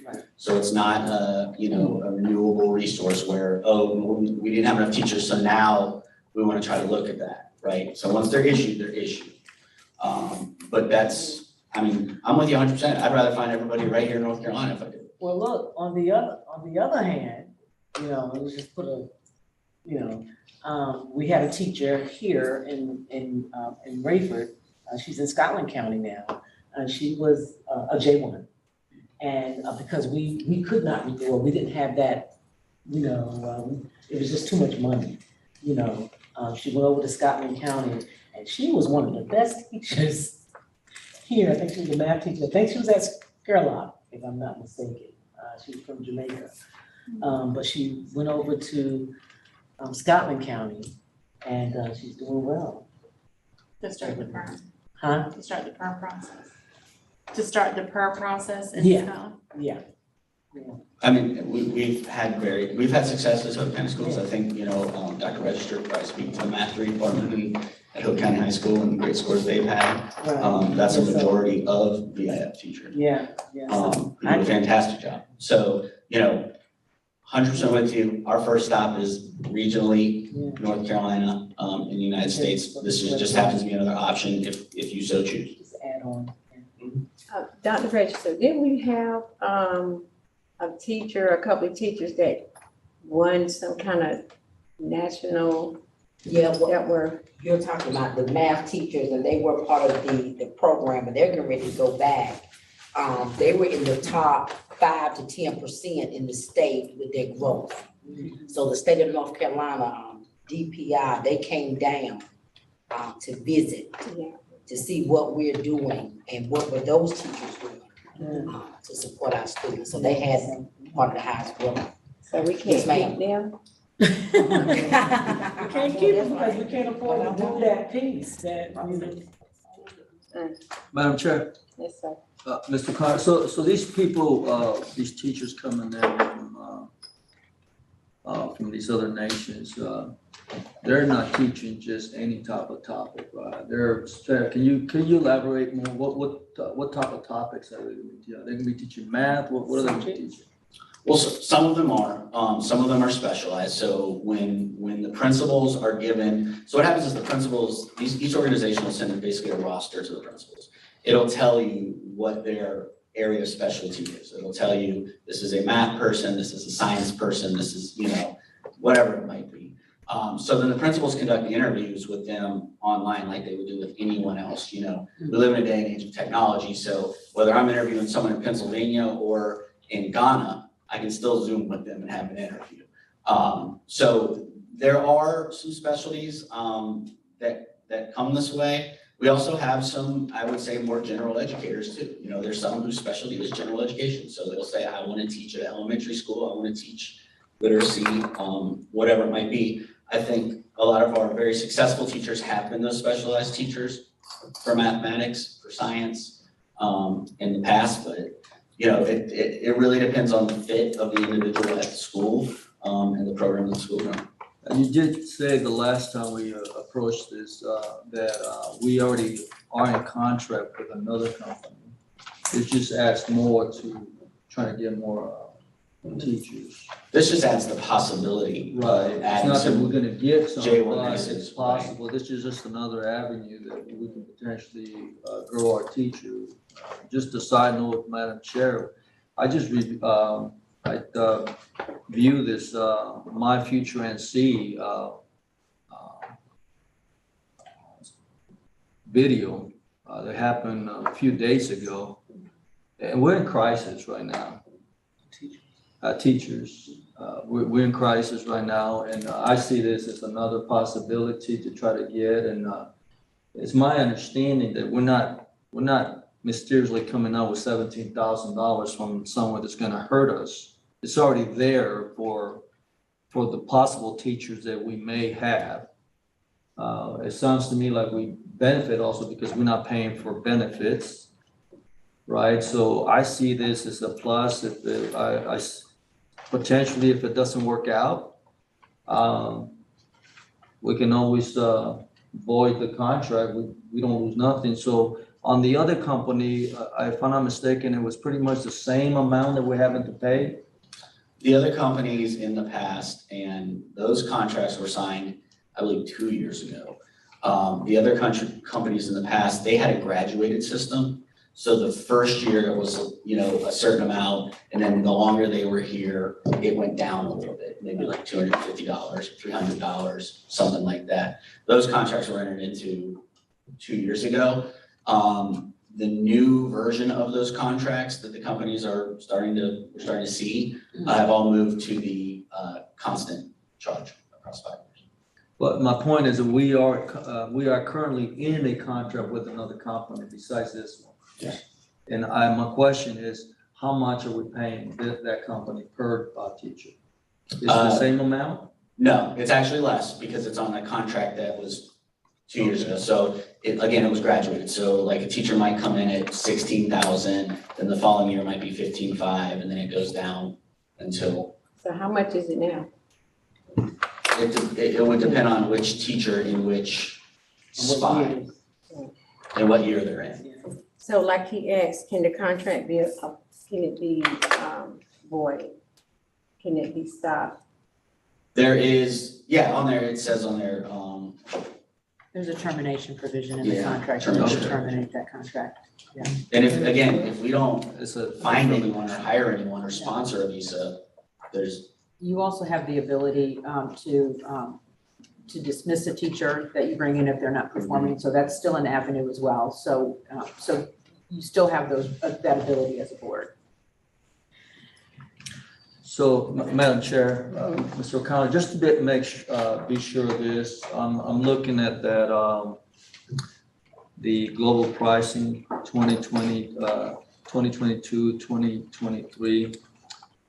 It gives you the breakdown of 1, 2, 3, 5 years.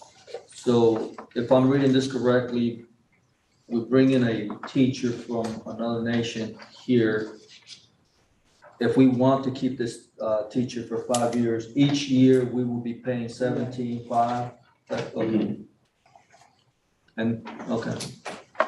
which again, because each year when you get your teacher allotment, and one of you can definitely speak to this a little bit better than I do because I don't deal really with the finance part of it. But the way it was explained to me when we first started kind of different our toes in this because we were dealing with a new organization was for however many, so for every 5 international teachers we have, we really almost gain back another value of another teaching position as far as the savings on each one, based on the reimbursement from the state.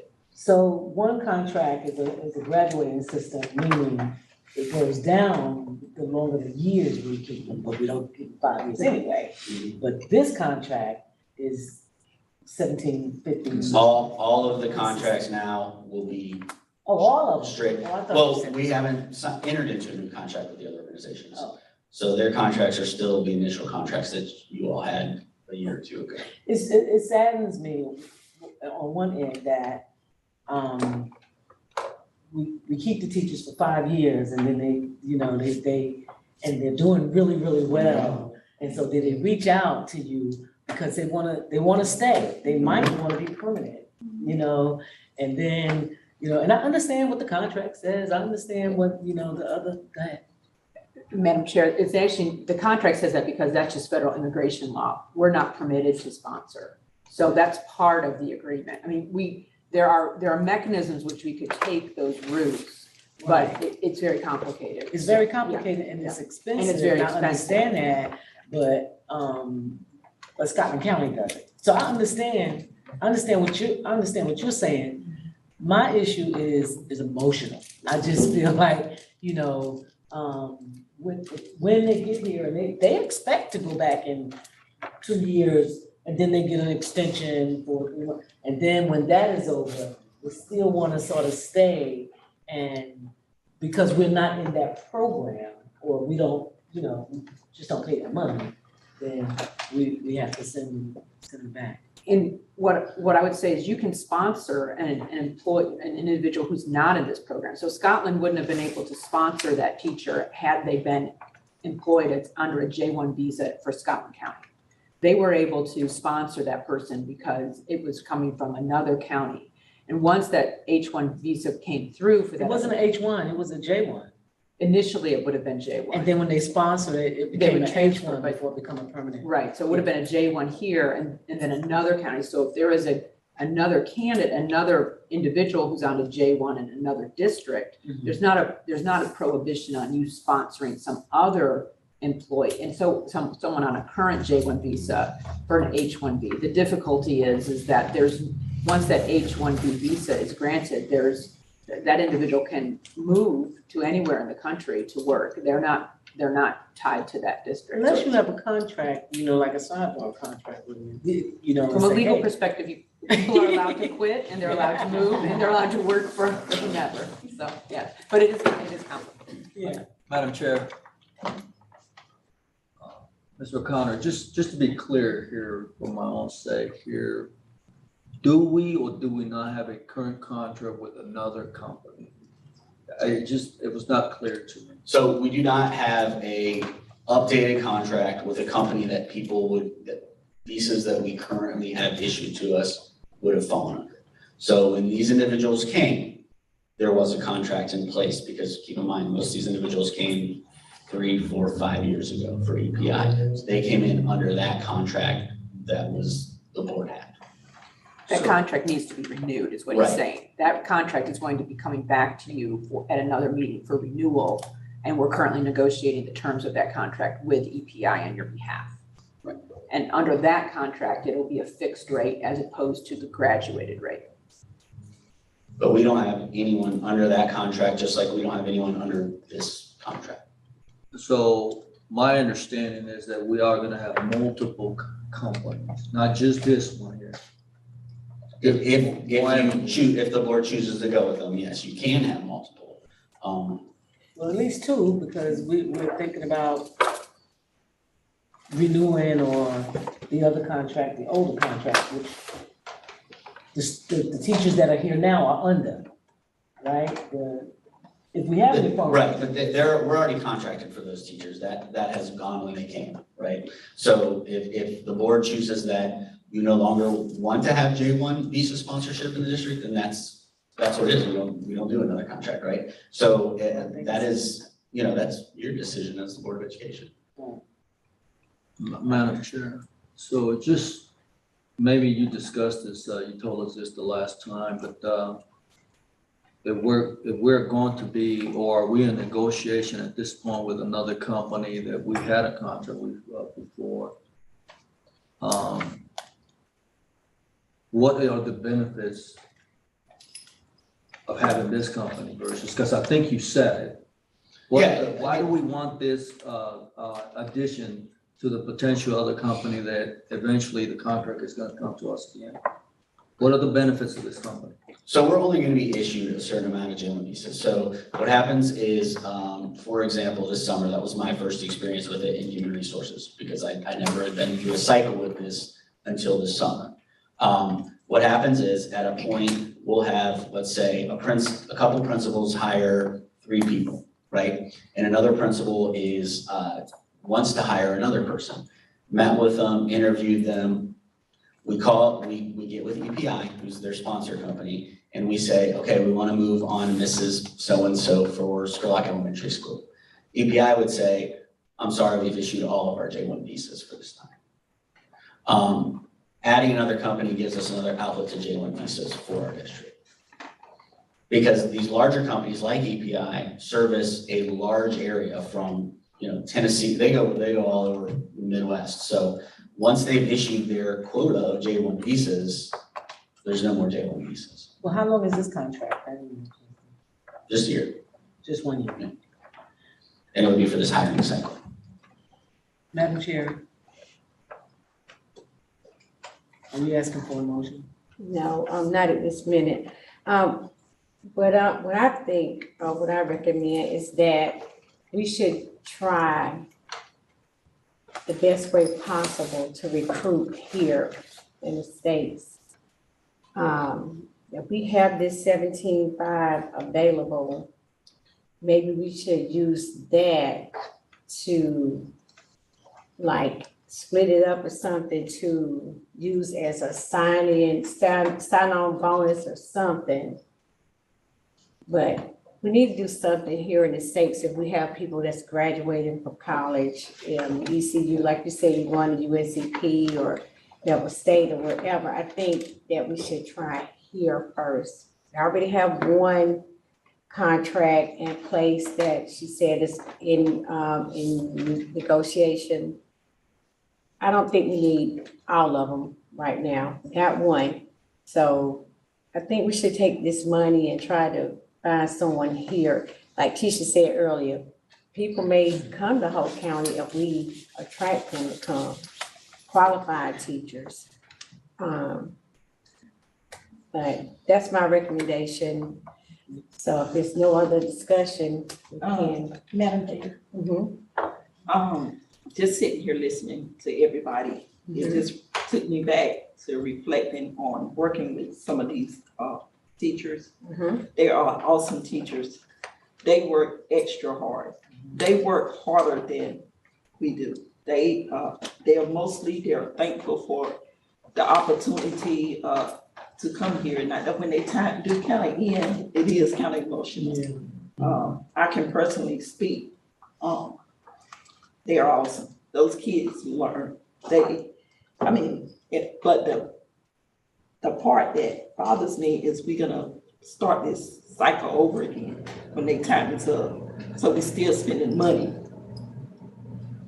So the pro to me is the hard work, the dedication, showing up every day regardless of what, if they don't even have the resources, they just awesome. They creative. But then when their time is up, they gotta go. We gotta start this all over again. So is it worth it? Or do we continue to do it? That's just my question, my stance on it. I think that as much as it hurt me to say this, I do think we need to kind of stay around the house first day and try to get people that is here locally. If we can, work harder, think of ways that we can be creative to go out there and get them. Maybe get them, like you said, Madam Chair, take some money to recruit or attract them to come to Hope County. Just think of something. I just don't think I think this is just gonna take us down this thing. We're gonna be keep doing the same thing. If you do the same thing, we get the same results. Let's do something different. Well, the same results as the immersion program, which is great. And Which then is I thought, really good. Madam Chair, I also thought about, I was listening. Most of the teachers out there, are they at East Hope? You said- 8 of the teachers are split between Dawn, Steed, and East Hope for the immersion program. 22 of the teachers are spread out throughout 6 other schools. Is there a reason why? Some principals more actively recruit from that source during the summertime, and others do. Because the principals are ultimately making a decision on who fits in their building, who they want on their team. Wow, I would think that, as a principal, I would kind of want that in my school. But that's something that I think a conversation I would like to, as a board member, to have with some of the principals to see why, because they could benefit the kids a lot, if they had that program. Are you talking about the immersion program? Or are you just talking about the teaching? Immersion program and the teachers. The immersion program, we've been begging. When it first started, it started at Dynasty. And then those kids, those students, was in 5th grade, and so they moved, because East Hope is where they were gonna be based on their, I was gonna say zip code, but based on the district, and so it moved there. But I really wanted it at West Hope Elementary, because that's where, they need more opportunities. Right, thank you. Yeah, that's where we really need more opportunities at West Hope Elementary. And so we'll get there, I hope. Madam Chair, I'm really interested in knowing what the superintendent's got to say about this. So Madam Chair, I agree with the value that we get out of our teachers. It does seem like it is a cycle, and it's a 5-year cycle. But similarly, we pick up a lot of great military spouses who are teachers. Sometimes we bring them on knowing they might not be here for 10 years. But I would rather have a great teacher in a classroom, whether it's 3 years or 5 years, than to not have a great teacher in the classroom. I feel like it opens opportunities, whether we utilize it or not, may not come to be. Principals, they know what their needs are, where their openings are. We've had fairly good success with them. Like you said, they work hard, they're very invested. And those teachers, when they come, they do stay the 5 years most of the time. You see very few of them leave, unless for family reasons and but I think it's an opportunity to explore. But we'll support and move with any decision that's made.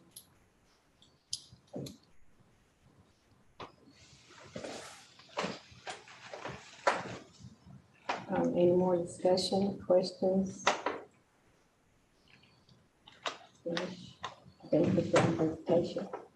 Okay, thank you, Dr. O'Connor. So we need a motion for the global teaching partners contract. Madam Chair, I move that we approve the Global Teachers Partner Contract for the academic school. Motion on the floor to approve the global teaching partners contract. Can I get a second? Can I get a second? Motion fails for lack of second. Okay, motion failed for the lack of second.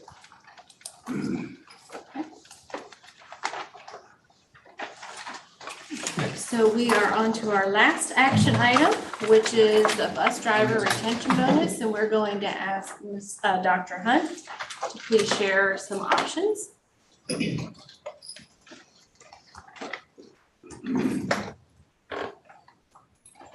Good evening, Madam Chair, board members, and Dr. Dowell, Superintendent, and members of the cabinet, and of course, those in the audience.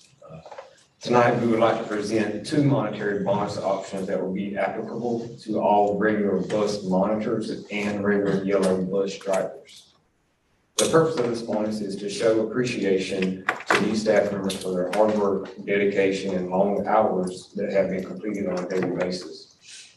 Both options are a tiered approach that will allow a staff member who has served as either a bus monitor or a regular yellow bus driver during the 2022-2023 academic year to receive a maximum bonus amount of $1,450. Option 1 resembles what I would refer to as a retention bonus. The bonus amount is determined by the number of hours that a staff member has contributed in the capacity of a bus monitor or bus driver. If the staff member has worked in either capacity in between 10 to 60 hours, the staff member will receive a $362.50 bonus. If they serve in that capacity in between the hours of 61 and 120 hours, the staff member will receive $725. And if they serve in that capacity of greater than 121 hours, the staff member would receive the full total of $1,450. The staff member would have served in this capacity in accumulation of these hours during this academic year from the first day of school through February 28, 2023. The bonus will be a one-time payment, which will be paid to the staff members on March 17, 2023. So under option 1, the school system would incur an approximate total cost of $241,943. Option 2 is what I would refer to as resembling a retention and a recruitment bonus for bus drivers and bus monitors. The bonus amount is determined by the number of hours that the staff member has contributed in the capacity of either as a bus monitor or a yellow bus driver during 2 different time frames throughout the school year. The first time frame would be from the first day of school through February 28, 2023, and the second time frame would be from March 1, 2023 through the last day of school. The first time frame will be paid on March 17, 2023, and the second time frame would be paid on June 16, 2023. During both time frames, if the staff members accumulate in between 10 to 60 hours, the staff member will receive a bonus of $181.25, meaning that this payment could be paid out twice this year. In between the hours of 61 hours and 120 hours, the staff member would receive $362.50. Or if they serve in that capacity greater than 121 hours, the staff member would receive a bonus of $725. Under option 2, the school system would incur the same amount of $241,943. So the reason why I refer to this one as a recruitment bonus is because a staff member may only work or serve in that capacity for less than 60 hours, but in between 10 and 60 hours, so they would receive that $181 in March. Then from March 1 to the last day of school, maybe they serve in that capacity in between the hours of 61 and 120 hours, which makes them eligible for $362. So the 180 plus 362 would give them roughly about $540 bonus there total throughout the year. So at this time, are there any questions about the 2 options? How many bus drivers we have that make 121 hours plus? Currently, right now, there's about 97 bus drivers that would have served in the capacity of a bus driver of greater than 120 hours.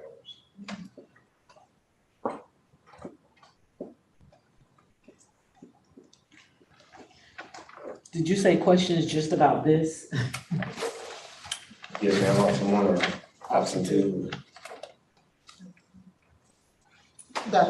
Yes, ma'am. I know you said, option 2 was sort of like a retention bonus, like they get half in, here it states half in March and half in June.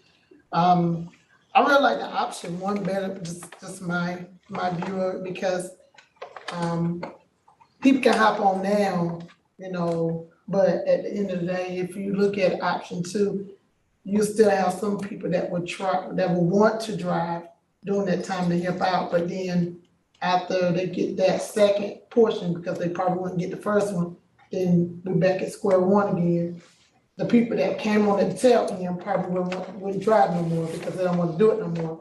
But if you give it to them all at once with the option one, then that may open up an opportunity for people to want to drive, because now they see that we're kind of like supporting or, giving some support in the area. I like the option one better. That's just my preference. I like the option one. I'm just trying to figure out what we're gonna do about the other non-certified people. That's not getting anything. Madam Chair, can I ask you a question? What is your plans for, cafeteria and, custodians?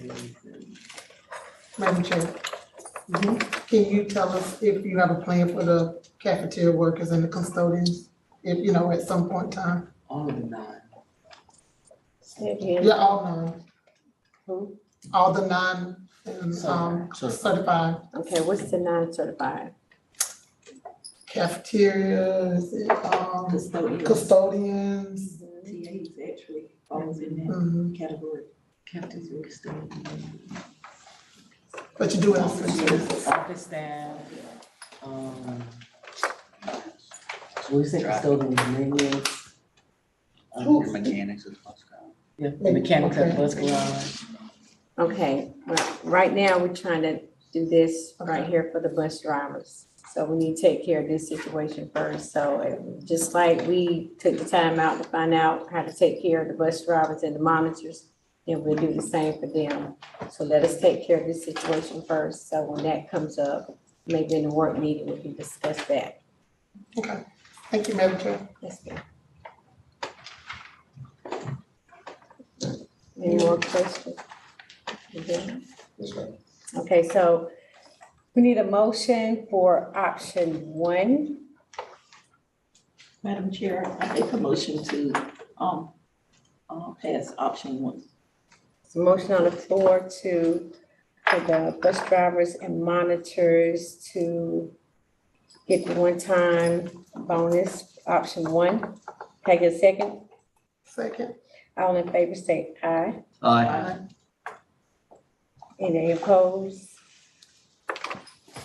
Ayes have it. So, can I get a motion for option two?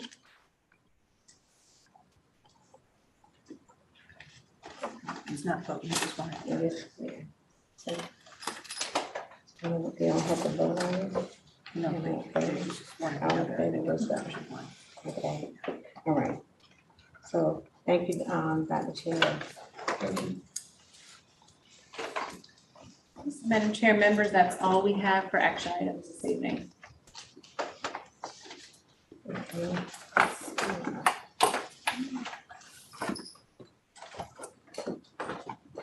Next on the agenda is administration. We'll turn this back over to Superintendent Dr. Dennis. Yes, Madam Chair, members, we have 3 items for information. Information item A is the monthly financial report. So we'll ask Ms. Juanne Chavis, our Chief Finance Officer, to share that again.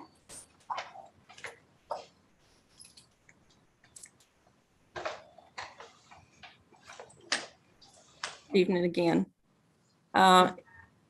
Your monthly financial report, as we review it, I'm sorry, I'm trying to.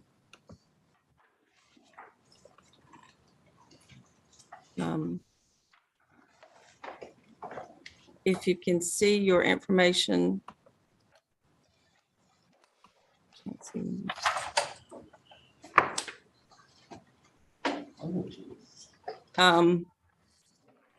If you look on page 2 of your monthly financial report, as you see, each of the different funds are broken down by the particular PRC. And state funds, in the month of January, our budget was $72,078,837.46. In January, we spent $5,713,481.86. Year-to-date, we've spent $39,219,891.05. So as of today, we've spent 54% of our state budget. Of our local budget, which is slightly a little bit further down on the page, our budget for local funds is $6,087,500. In the month of January, we spent $394,975.42. Year-to-date, we've spent $3,513,990.77. So as of today, we've spent 57.72% of our local budget.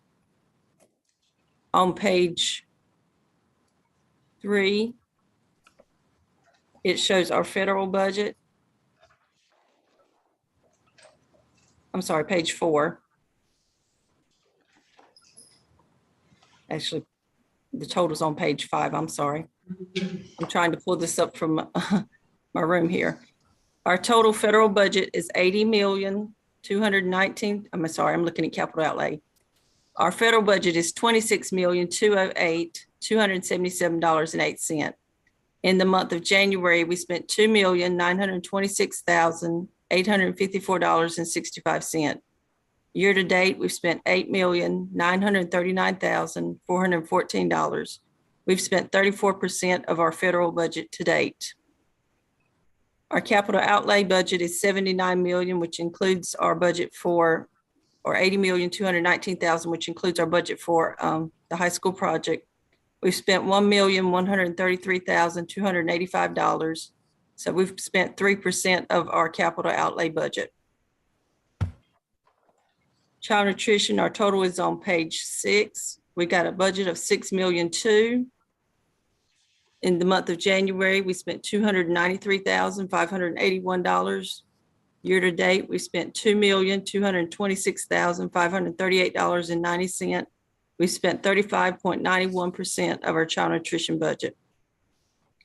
After school, Fund 6, we have a budget of $300,000. Year-to-date, month of January, we spent $13,122.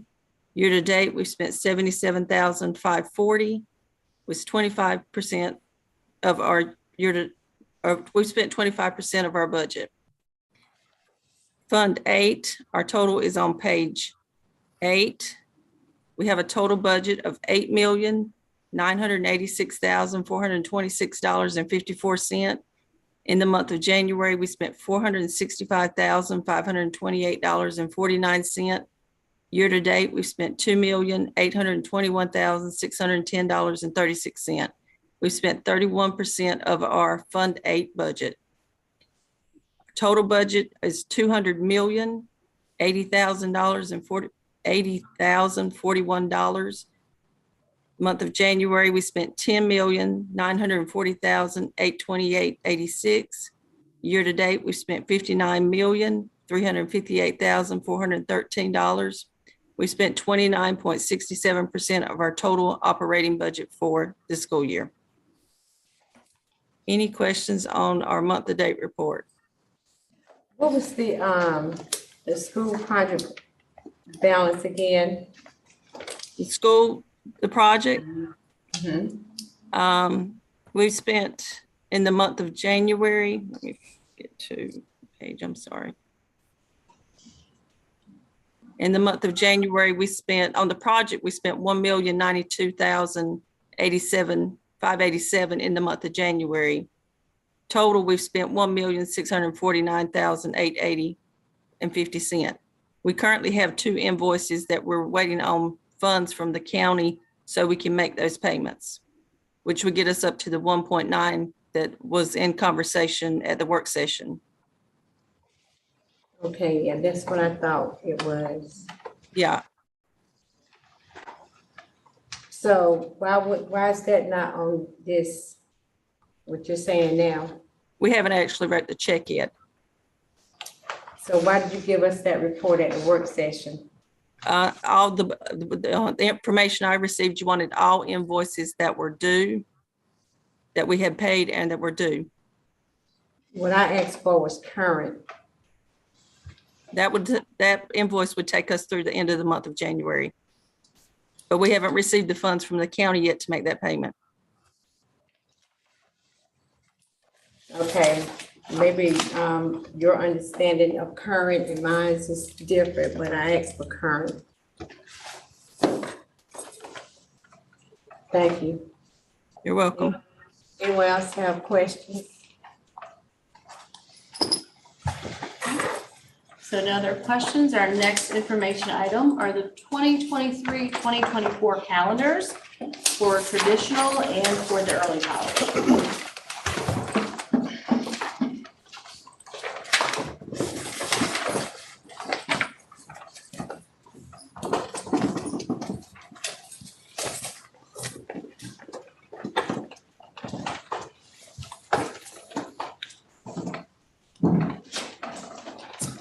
Good evening, Madam Chair, board members, Dr. Dallas, administration, and guests. All right, we shared a little bit about our calendars at the work session. I wanted to get you up to date where we are now. Okay, we go on to the next slide. If you remember, we shared earlier this month that North Carolina calendar law sets some parameters that we have to follow when setting the calendar. Just a few to mention that's important to be reminded of when we look at our calendars is that we can't start any earlier than the Monday closest to August 26th, and our end date is no later than the Friday closest to June the 11th. So there's a certain date we have to start and there's a certain date we have to end. You know, I think you have a lot of people still think we have to have 180 days in the calendar, and that's was something a while ago. Now it's 185 days or 1,025 hours. Hope County Schools follows the instructional hours requirement. One other thing to keep in mind is that teachers are contracted for 215 days. So the very first day of this calendar to the very last day of the calendar has to equal 215, excluding your weekends. So that includes annual leave, holidays, optional days, student days, that kind of thing. So keeping that in mind, the process that we use to develop the calendar, you can go to the next slide, is we start with a blank calendar. We start looking at what other districts are doing, what we've done in the past. We take that to executive cabinet. We have our principals review it, then go out to our district administration. And then if you remember, we brought back two options at the Board of Ed work session earlier this month. The overwhelming majority, all of y'all, I believe, looked at the second draft, which was showing or having that the first semester ended before the Christmas break. The first draft was very similar to the calendar, almost a mirror image to what we have this year. And exams are after Christmas break, but everybody seemed to be in favor for exams before Christmas break. So we took that draft and we sent that out to all Hope County school staff and asked for their feedback. We sent a survey out. They could give us their feedback. It was an anonymous survey. We brought those survey results back to executive cabinet for a final review and revisions. And here we are today, going to present our proposal at this meeting, and then we'll be asking for a vote at the March meeting. So again, this is the draft that we showed you that y'all were in favor of at the work session, again, with exams ending before we go out on the holiday break at Christmas. So when we sent that out to all of our staff, we had received 103 responses. We emailed that out twice on the 27th, and then the 2nd. Overall, 62 of the respondents liked the calendar as presented. The overwhelming majority of the comment that was made was they really liked finishing that first semester before Christmas break. Lots of votes in favor of that. We did have 24 respondents say that they weren't crazy about going into that week before Christmas. They really liked having 2 full weeks like we had this year and 3 weekends. Gotten a lot of positive feedback about that. They were asking, they liked maybe the exams before Christmas break, but they wanted to start Christmas break on that Friday, the 15th. And then one of the other most frequent responses that we got in the draft that we originally presented, there was a work day at the end of the third 9 weeks in March, and it was in the middle of the week, and they asked if that could be either on a Friday or a Monday. So we took those responses and we met with the executive cabinet, and the changes that we made, we did move the last day of the first semester from Wednesday, December 20th to December 19th. And you might ask, why didn't we move it back to the 15th? And you'll see in just a minute, remember, if we finish exams before Christmas break, we have a much shorter, by 20 days, first semester. And we felt like, we don't want to jeopardize any more instructional hours than we have to, but we did back it up one day, and that was in alignment with our neighboring Cumberland County. And we did move the end of the third grading period in March to the 14th and the required work day to Friday.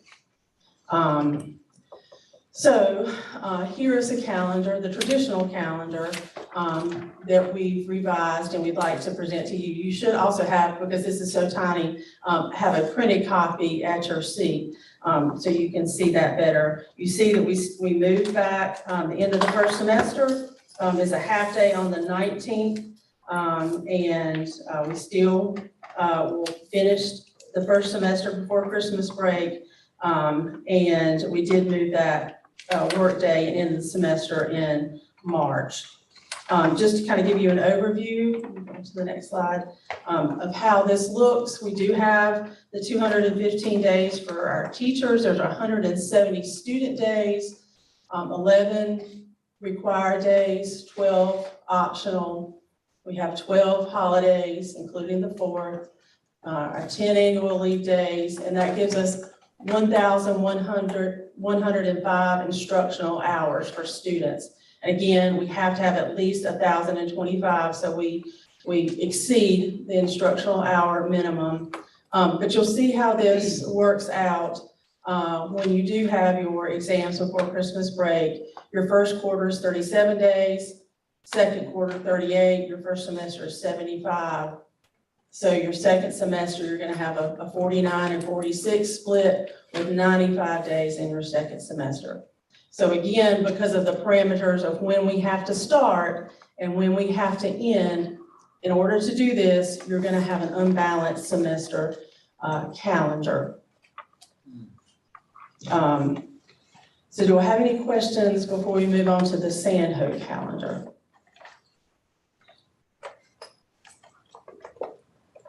Thoughts, ideas?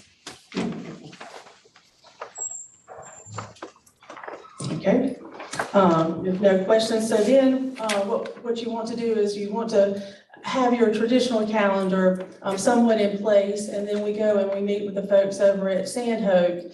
That's a bit of a challenge because not only are they trying to work their calendar and align it with your traditional school calendar, but they also want to look at the Sand Hills Community College calendar and align with them as much as possible. So it is a little bit of a juggling act, but again, if we choose to have, or if you choose to have exams end before the Christmas break, it does enable us to better align with Sandhook and Sand Hills Community College. We have very similar calendars this year. If we choose to go that traditional calendar draft route, however, their high school students, they're not held to the same parameters of not being able to start until later in the month of August. So their high school students start the 7th Ms. Pegram likes to get those high school kids in, situated and settled. And then their Sand Hills Community College classes start for those 10th, 11th, and 12th graders on the 14th. Our work days are aligned, our holidays are aligned through December, really through March. Their spring break aligns with Sand Hills Community College spring break. Ours is traditionally around Easter holiday. Theirs is a little bit earlier. And they're, of course, end of school. They're going to get out a little bit earlier than we do. But this is a better aligned calendar if we choose, or if you choose for the calendar to allow exams before Christmas break. Go to the next slide. And the way this breaks down, again, 215 days for teachers, 176 days for students. Required work days, 7, optional 11, optional work days, 7, same number of holidays, same number of annual leave days.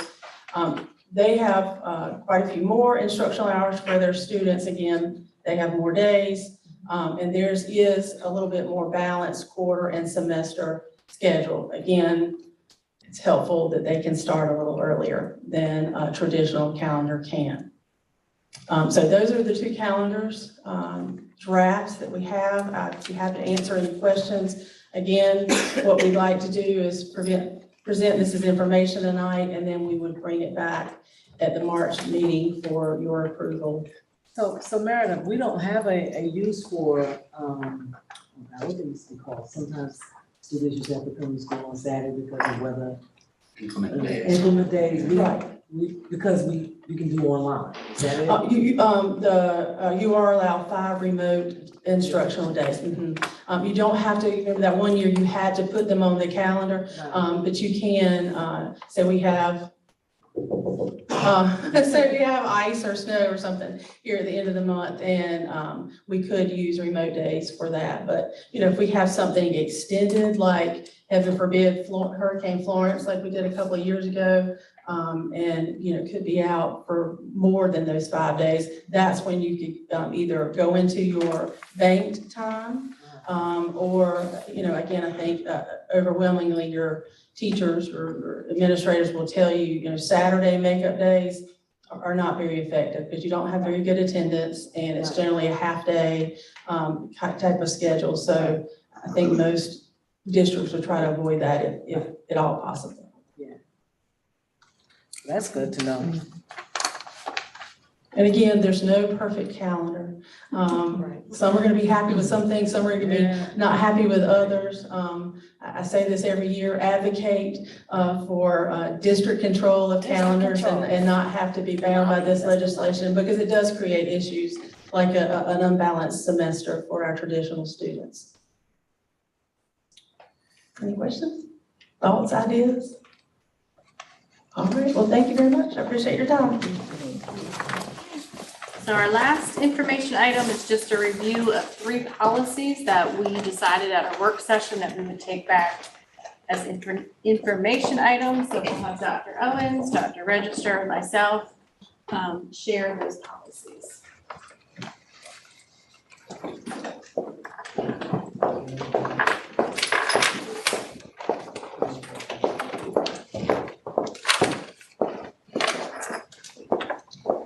Good evening, Madam Chair, Madam Vice Chair, all the board members, and Madam Superintendent.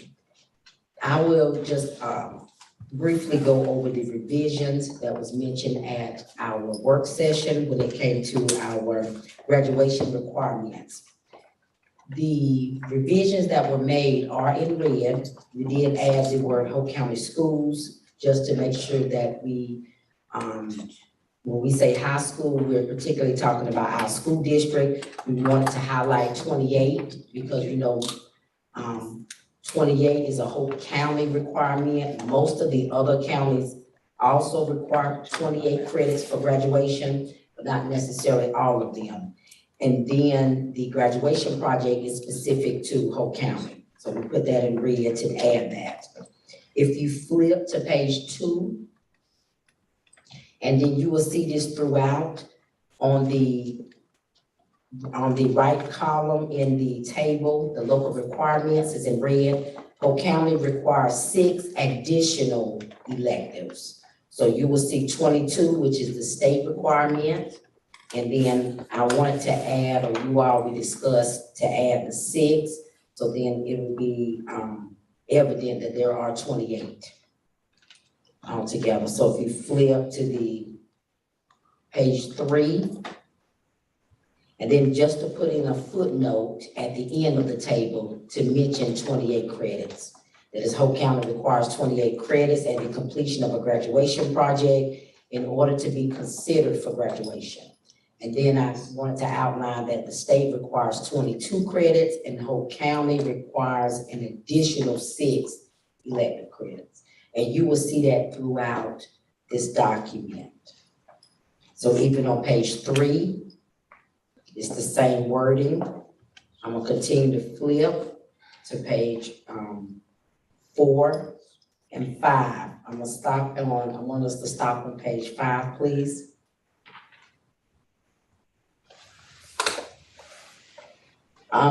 So on page 5, you will see there's an additional bullet at the bottom on page 5 that starts with beginning in fall 22.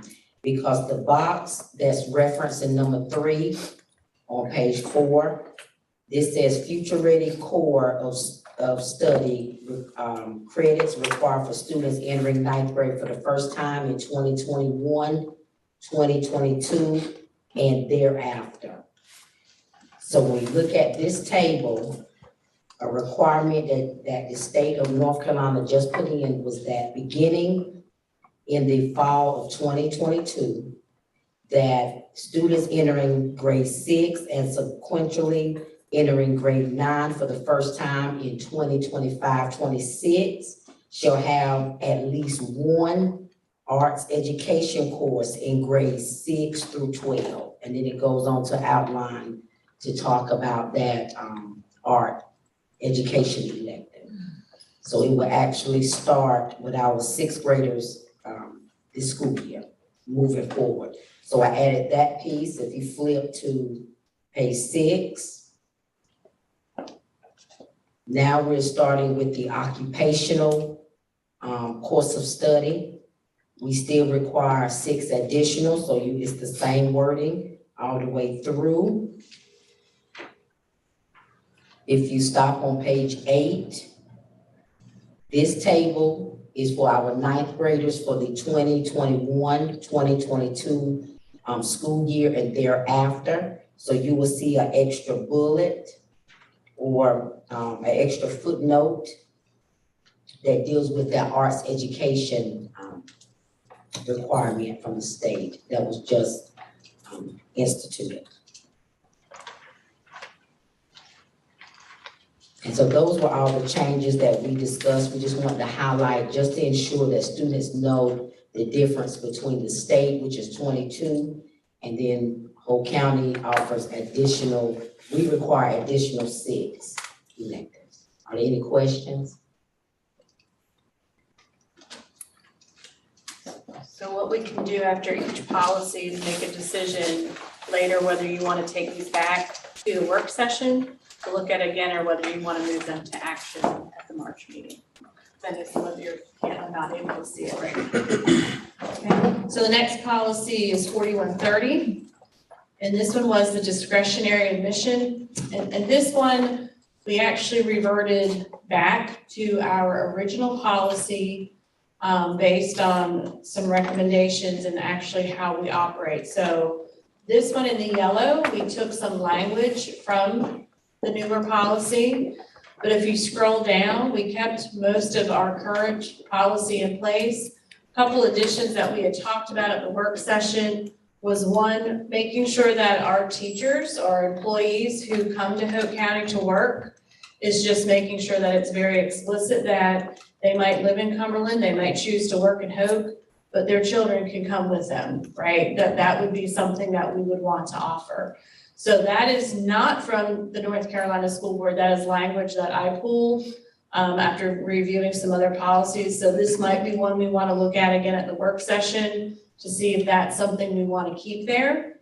And then if you continue to scroll down at the bottom, right there, I also added this because there are times when a school system, usually a neighboring school system, does send us a release, right? They are requesting us to release a student for a specific reason. So very similar to how we would allow a teacher to release a student from Cumberland to come here, the opposite might happen, right? So Cumberland might say, we allow our employees to bring their kids.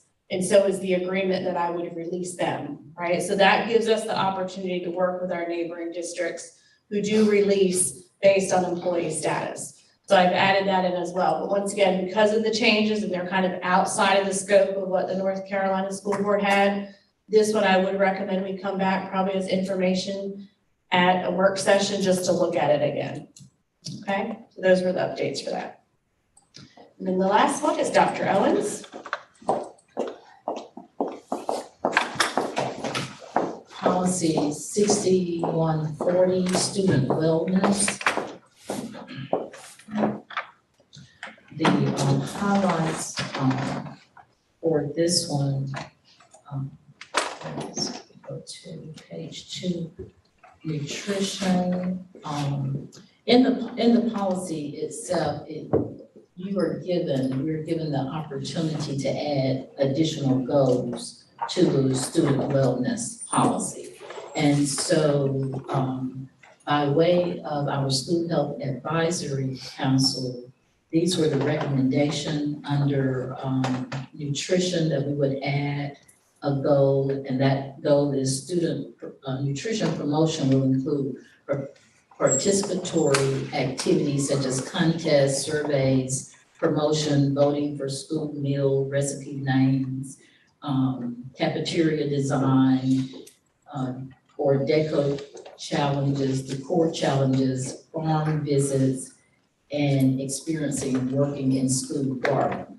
So this is just another way of bringing awareness and educating our students for good nutrition types of things, and also making it fun for them, really in terms of proper eating, those kinds of things. So that's the first goal that's recommended. The second goal. Madam Chair. Yes, I'm not Madam Chair. I'm sorry. Madam Chair. I realized I was looking at you, but I was just listening to Madam Chair. I was trying to do two things at the same time, Yeah, and you you were. stopped so I can grab my Madam Chair's attention. Surveys, what kind of surveys are we talking about here? Oh, they would just be surveys, for instance, like, an example, did you enjoy the school breakfast? Okay. Or did you enjoy the school lunch? Or, what would you like for snacks? Those kinds of things. Thank you. The next recommendation, page 5, is under physical education and physical activity.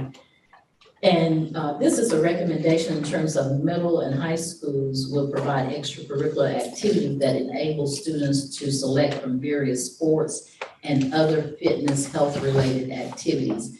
And this is just recommended. However, we're already doing and providing different activities. So I think, it's a recommendation, but the council probably would want to revisit this since this is actually existing already. And then the final one, on page number 6, the title is Other School-Based Activities to Promote Wellness. And that is, the recommendation is that each school will hold a wellness fair annually to provide information supporting healthy lifestyle choices and practices. And so we would like to see that happen because that's very important to encourage good health. And so those are the goals that's recommended for the student wellness policy 6140. Any questions? Meredith, no, thank you, Meredith. Thank you, Madam Chair. Thank you, Dr. Owens. Can you go back to the one that, Dr. Dallas presented? What was the second one? Yes, ma'am. The discretionary. Yeah, go down a little bit. Right here, where it's talking about, employees that's from another county, you know, possibly, allowing their child to come to our school. And my comment is, you know, well, it's a comment question, how can we consider that when we won't consider our own students being able to go to a school that's, I guess, out of the district, or to, help out a parent that's,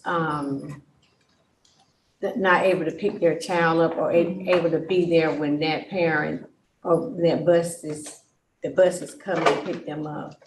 So how can we even consider doing that for another county when we can't do it for our own?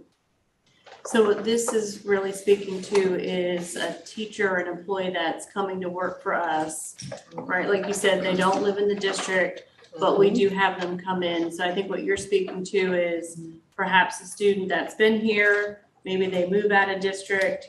So right now they're not domiciled or they're not a resident of Hope County. So sometimes we have to look at that depending on the program. But it's a lot of times it's based on space. I mean, that's kind of one of the things we do look at from out of district is we look at where the space is with our class size mandates to see if there is space available. Well, actually, I'm talking about a space that's already occupied and the child has been asked to be moved. And this child has not been in the school system for a long time. This is a pre-K student. So, you know, sometimes we have to consider things. And I mean, how can we got to take her our own sometimes. So if they want the job here in Hope County, then they have to put things in place. So we're gonna look out for another county's child. We need to look out for our own. So that's just how I feel about it. I mean, how can we even consider that when we want to bump a child that's pre-K out of a class? And you're saying it's because of space? Can't be because of space, because this child has been occupying this space for a minute now.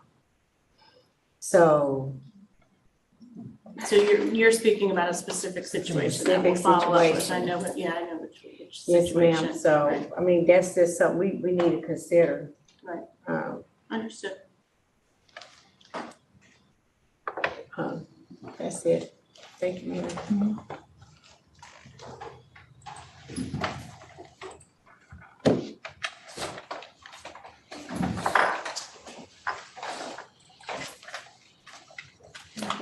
So Madam Chair and members, that concludes our informational items for this evening. Okay. Madam Chair. Yes, ma'am. I make a motion to go into closed session for the following reason: to consider confidential personnel information protected upon the North Carolina General Statute 143-318, 11A1A3, to consider the initial matters related to initial employment of individual employees pursuant to North Carolina General Statute 143-318, 11A6, and to consult with the Board of Education attorney and preserve the attorney-client privilege as provided in North Carolina General Statute 143-311-18. Second. We have a motion on the floor to go in closed session. It's been second. All in favor, say aye. Aye. Aye. Any opposed? So we're gonna take a 5-minute break.